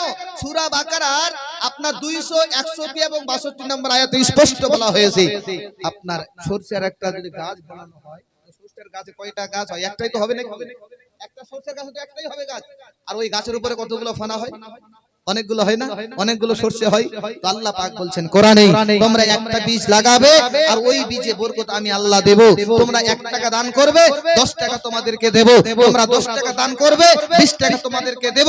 বুঝা যায় মুসলমান 1 টাকা দান করলে 1000 টাকা দান করলে 1 লাখের নেকি পাওয়া যায়, এর মধ্যে কোনো সন্দেহ নাই। জোরে বলো সুবহানাল্লাহ। 500 টাকা চেয়েছিলাম তার জন্য এতগুলো কথা আল্লাহ আছে না? কেউ একটা হাত, কালকে 1000 টাকা পেয়ে যাবে। জি মুসাফির মানুষ দোয়া করব বলে দেখি ছন্দটা বলে দেই একবার, আপনারা সকলে বলুন সুবহানাল্লাহ। ও মা খালারা ফাতেমা কেমন করে চাইছেন আমাদের জন্য, এদিকে তো নবী মুস্তাফা চেয়েছেন তার বেটি কেমন করে চাইছেন, তাই কবি লিখেন আরে কান্দন ফাতেমা সাজদায়ে পড়ে আলীর ঘরেতে, গুনাহগার উম্মতের দোয়া ফাতেমার মুখেতে, গুনাহগার উম্মতের দোয়া ফাতেমার মুখেতে। ফাতেমা বলে ও গো আল্লাহ দোয়া কবুল করো না, ফাতেমা বলে ও গো আল্লাহ দোয়া কবুল করো না, দোয়া কবুল না করিলে মাথায় আমি তুলব না। এই বলিয়া কান্দেন ফাতেমা আলীর ঘরেতে, গুনাহগার উম্মতের দোয়া ফাতেমার মুখেতে। সুবহানাল্লাহ। কোন যুবক হবে না 500 টাকা? কোন যুবক হবে না 500 টাকা দেবে? সুবহানাল্লাহ। এতগুলো লোক আপনারা মুরব্বি লোক নওজোয়ান সাথীরা বসে আছে, আচ্ছা বাপেরা যদি না দেয় কোন মা দেবে গো? কোন মা আছে 500 টাকা দেবে যে আজকে নিয়েছিনি কালকে দিয়ে দিবে ইমাম সাহেব? এই জালসার জন্য দোয়া করব এখনি। আছে কোন মা দেখো তো বলেন, কোন মা দিয়ে দিবে? কারণ বাবারা যদি না দেয় মায়েরা দেবে, আর আপনাদের দেশের মায়েরা দেখছি বেশি দান করে। সুবহানাল্লাহ। সিরাতুন নবী আমরা এসেছি জালসা শোনার জন্য, মহব্বত যখন আমরা জীবনী শুনবো তো মহব্বতে কিছু আমাদেরকে দিতেও হয়। আব্বাজি আমার এটা নতুন কথা কিছু নয়, যদি কোনো মা থাকে খুব তাড়াতাড়ি করে দেন, একটু দোয়া করব। কোন মা যদি থাকে 500 টাকা দেনেওয়ালা আমি দোয়া করব ইনশাআল্লাহ। অসংখ্য মা এসেছে, দেখেন তো ইমাম সাহেব তাকিয়ে, সময় হয়ে যাচ্ছে, দোয়া করব আমি ইনশাআল্লাহ। আরেকটু আলোচনা আমাদেরকে আগে নিয়ে যেতে হবে, কারণ আরেকটু যদি আগে না নিয়ে যাই বিরাদার 3 দিন আমার রাসূলুল্লাহর ইন্তেকাল পর্যন্ত অনেক কষ্ট হয়ে যাবে, তবে আরো আলোচনা আমাদের শুনতে হবে। ঠিক আছে না বাবা? চলবে না? চলবে আরো? জি বলছে চালাও। মায়ের তরফ থেকে বলছে চালাও। এদিকে মায়েরা বেশি জীবনী শোনে। তবে 500 টাকা না দিলে দোয়াও করবো না, চালাও। তবে আমাকে না রাসূলের মহব্বতে আমিনার কথা স্মরণ করে আমার রাসূলুল্লাহ সাল্লাল্লাহু তাআলা আলাইহি ওয়াসাল্লাম এতিম হয়েছে বলে একটু দোয়া করো। 500 টাকা চেয়েছি বাপ। আছে না কোনো মা কোনো ভাই? একটা ভাই উঠে যাক যে আমি 500 টাকা দিয়ে দেব। ইনশাআল্লাহ উঠে গেছে একজন মনে হয়। সুবহানাল্লাহ সুবহানাল্লাহ। তোমার নারাটা বড় হবে। এবার আসো, নারে তাকবীর, জোরে বলো নারে তাকবীর, আল্লাহু আকবার, নারে রিসালাত, ইয়া রাসূলুল্লাহ, ফিরাম গিরাম জিন্দাবাদ। তারাজুল, সুবহানাল্লাহ সুবহানাল্লাহ। দেখেন টাকা আছে ঠিক বলছে, দিব কি দিব না, দিব কি দিব না, লটারি লাগবে কি লাগবে এরকম হয়তো ভাবছিল। যাই হোক, আর আমার এটা স্টেজে নবীর স্টেজে বলছি আব্বা, যেখানে যেই মুখ দিয়ে যেই কথাটা বের করেছে আল্লাহ পাক কবুল করেছে। আমি যেই জায়গায় যেই চেয়েছি আল্লাহ পাক দিয়েছে। তবে আপনার কুঠিরামপুরে আমি দেখলাম 500 টাকা একটা যুবক নিজের চোখে জল আপনার টলবল করতে করতে তিনি 500 টাকা দিয়েছেন, মহব্বতের টাকা বের করেছেন। আসুন একবার হাত তুলি, আল্লাহুম্মা আমিন। আল্লাহুম্মা রাব্বু মুহাম্মাদিন সাল্লাল্লাহু আলাইহি ওয়া সাল্লামা, নাহনু ইবাদু মুহাম্মাদিন সাল্লাল্লাহু আলাইহি ওয়া সাল্লামা। মাবুদ আল্লাহ, তুমি রহমান, তুমি রহিম, তুমি বড় মেহেরবান। আয় আল্লাহ, তোমার বান্দা বান্দীরা মাওলা 10 টাকা 5 টাকা 20 টাকা 50 টাকা 100 টাকা 500 টাকা করে দান করেছে মাওলা। আয় আল্লাহ, চেয়েছিলাম তোমার হাবিবের আম্মার কথা বলে মাওলা। আয় আল্লাহ, তোমার হাবিবের আম্মার সাথে সাথে মাওলা গো যত মা বাবা ইন্তেকালে অন্ধকার কবরে চলে গেছে মাওলা গো জান্নাতবাসী করো মাওলা। আয় আল্লাহ, তুমি তো রহমান, তুমি তো রহিম, তুমি তো বড় মেহেরবান। আয় আল্লাহ, সিরাত নবীতে মাওলা গো তোমার मोहब्बत मौला को तुम्हारे हबीबेर मोहब्बत टाका दान करे से मौला एर बदले एर सजा तुम्हें दिए मौला। व सल्लल्लाहु तआला अला खैर खल्किही मुहम्मद व अला आलिहि व असहाबी अजमाइन सुम्मा मिन बिहक ला इलाहा इल्लल्लाहु मुहम्मद रसूलुल्लाह सल्लल्लाहु अलैहि वसल्लम। अल्लाहुम्मा सल्ली अला मौलाना मुहम्मद व अला आलिहि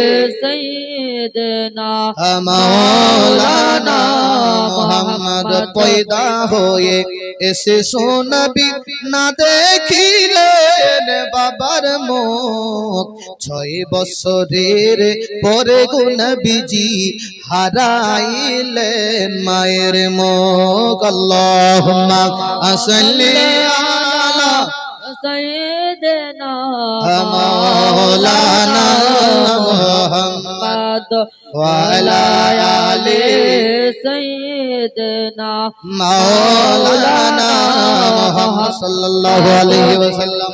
বলছিলাম বাবা মায়েদের তরফ থেকে 500 টাকা আবদার করেছিলাম, কোন যোগ্য মায়ের যোগ্য বেটি 500 টাকা করলো দান। এই দান কবুল করে নিয়ে তুমি পাগো সুবহান। কত টাকা কত পয়সা ওয়া কারণে যায় সিরাতুন নবীর মাহফিলে দান করিলে বেহেশতেতে যায়। বলছিলেন আব্বা আমি রাসূলুল্লাহ সাল্লাল্লাহু তাআলা আলাইহি ওয়াসাল্লামের কথা, যে নবী মুস্তাফাকে মা হারিয়ে দিলেন, যে নবী মুস্তাফা মায়ের ব্যথায় ব্যথিত হয়ে কান্না করে। এমন অবস্থায় উম্মে আইমান বলছে মুহাম্মদ কান্না করো না বাবু, শরীর খারাপ হয়ে যাবে। আমার রাসূলুল্লাহ জোরে জোরে করে কান্না করে বলে উম্মে আইমান গো, ওগো আমার চাচি আম্মা, মায়ের ব্যথা কি আমি মুহাম্মদ জানি গো। আজ আমার মা বিদায় নিয়ে নিয়েছে, কাকে আমি মা বলে ডাকবো, কাকে আমি মা বলে ডাকবো। উম্মে আইমান বলছে বেটা আমাকে মা বলে ডাকবে। এমন অবস্থায় দেখা যায় আবু জেহেল আপনারা সেই জায়গায় পৌঁছে গেছে, লোকজনেরা জমা হয়ে গেছে। আপনারা আমিনাকে কাফন দাফনের ব্যবস্থা করতে হবে। রাসূলুল্লাহ সাল্লাল্লাহু তাআলা আলাইহি ওয়াসাল্লাম আপনার মাকে নিজে দাফন করবে বাবা। এই জায়গায় মাকামে আবু আই রাসূলের আব্বা শুয়ে রয়েছেন, তার পাশে আমিনারও কবর হবে। কেন হবে না? আব্দুল্লাহ তো আগে দোয়া করেছিল যে আল্লাহ এই জায়গায় যেই জায়গায় আমি থাকবো সেই জায়গায় যেন আমার আমিনার কবরটা হয়ে যায়। এমন অবস্থায় সেই জায়গায় নিজে দাফন করে দিলেন আমার রাসূলুল্লাহ সাল্লাল্লাহু তাআলা আলাইহি ওয়াসাল্লাম। উম্মে আইমান সহ বাবা চলে আসলেন দাদুর কাছে, আব্দুল মুত্তালিবের কাছে। আব্দুল মুত্তালিব টাকা আপনার রাস্তা দেখে না জানি কখন আমার পিতা মুহাম্মদ চলে আসবে, আমিনা চলে আসবে। দেখতেছেন তাকিয়ে উম্মে আইমানের সাথে আপনার নবী মুহাম্মদ রয়েছে। দেখে এবার রাসূলুল্লাহ সাল্লাল্লাহু তাআলা আলাইহি ওয়াসাল্লাম দৌড়ে চলে গেলেন দাদুর কাছে, বলে দাদু আমার মা আর পৃথিবীর জমিনে নাই। আব্দুল মুত্তালিব বলতেছে আমি জানতাম এই রাস্তায় আমার বেটা গিয়েছে ফিরে আসে নাই, আবার আমিনা গিয়েছে, আমারও মনে এটা আশা মনে হয় আর ফিরে আসবে না। তবে মোহাম্মদ তুমি কান্না করবে না বাপু, কান্না করবে না, তোমার সব কিছু দেখভাল আমি করব, সব কিছু দেখাশোনা আমি করব। উম্মে আইমান বলতেছেন আমি মুহাম্মাদের খিদমতে থেকে গেলাম, যত কাপড় চোপড় আমি খাসতে লাগলাম তার খিদমতে থেকে গেলাম। একদিন বাবা আব্দুল মুত্তালিব আর নবী মুস্তাফা শুয়ে রয়েছেন, এমন অবস্থায় রাত্রি বেলায় আমার আপনার রাসূলুল্লাহ মায়ের মহব্বতে আপনার স্বপ্ন যোগে দেখতেছেন, মায়ের কথা মনে পড়ে হিকরে হিকরে কান্না করে, মায়ের কথা মনে পড়ে গেছে, মা আমাকে ছেড়ে তুমি চলে গেছো মা। মায়ের কথা মনে পড়ে ডুকরে হিকরে হিকরে কান্না করে। সকাল বেলা হয়েছে বাবা, চোখগুলো আপনার লাল লাল হয়ে গেছে। এমন অবস্থায় আব্দুল মুত্তালিব ডাক দিয়ে বলতেছে, আব্দুল মুত্তালিব বলতেছে মোহাম্মদ সত্য করে বলো তো আজকে রাত্রে তুমি কতবার কেঁদেছো? মোহাম্মদ বলতেছে দাদু কেমন করে বুঝতে পারলে বলো? বলে তোমার চোখগুলো বলতেছে, চোখগুলো পুরোটাই লাল হয়ে গেছে মোহাম্মদ, তোমার চোখে নাকি আপনার রোগ ধরে গেছে। আব্দুল মুত্তালিব মুহাম্মদ সাল্লাল্লাহু তাআলা আলাইহি ওয়াসাল্লাম কে যখন মায়ের কথা বলে বাবা, তখন আমার আপনার রাসূলুল্লাহ ডুকরে ডুকরে হিকরে হিকরে কান্না করে, কারণ মায়ের ব্যথা যে কত হয়, মায়ের ব্যথা যে কত হয়। 11টার সময় 11:15 হয়ে গেছে। যাই হোক জীবনী আর আগে বাড়াবো না। রাসূলুল্লাহ সাল্লাল্লাহু তাআলা আলাইহি ওয়াসাল্লাম দাদুর কাছে আছেন। মাকে হারালেন কয় বছর আব্বা? 6 বছরে। এবার দাদুর কাছে এসেছেন, দাদুর কাছ থেকে ইনশাআল্লাহুল আজিজ কালকে আবার অনবরত আলোচনা হবে, ঠিক আছে? কন্টিনিউ 3 ঘন্টা আলোচনা শুনলে অটোমেটিক একটু এনার্জিটা কম হয়, তাই না? আর আমি এই যে মাইক আছে না, আনসার সাউন্ড মাইক, আলহামদুলিল্লাহ এই মাইকে আমি 6 ঘন্টা বলবো, এইরকম বলবো 6 ঘন্টা এই মাইকে এইভাবেই আমি বলবো, আলহামদুলিল্লাহ কিছু হবে না। এত সার্ভিস ভালো, এরকম মাইক পেলে জালসা করে শান্তি আসে। এত সুন্দর মাইক আপনার, এরকম মাইক পাই না। পেয়েছিলাম একটা আসামে, আমার প্রোগ্রাম বেশি হয়, আর পেলাম আপনাদের মুর্শিদাবাদের মধ্যে, এখানে জালসা করে খুব শান্তি পেলাম। যাই হোক হায়াত বাকি তো মোলাকাত বাকি। আমার রাসূলুল্লাহ দাদুর ঘরে আসলেন, লালিত পালিত হচ্ছেন। আব্দুল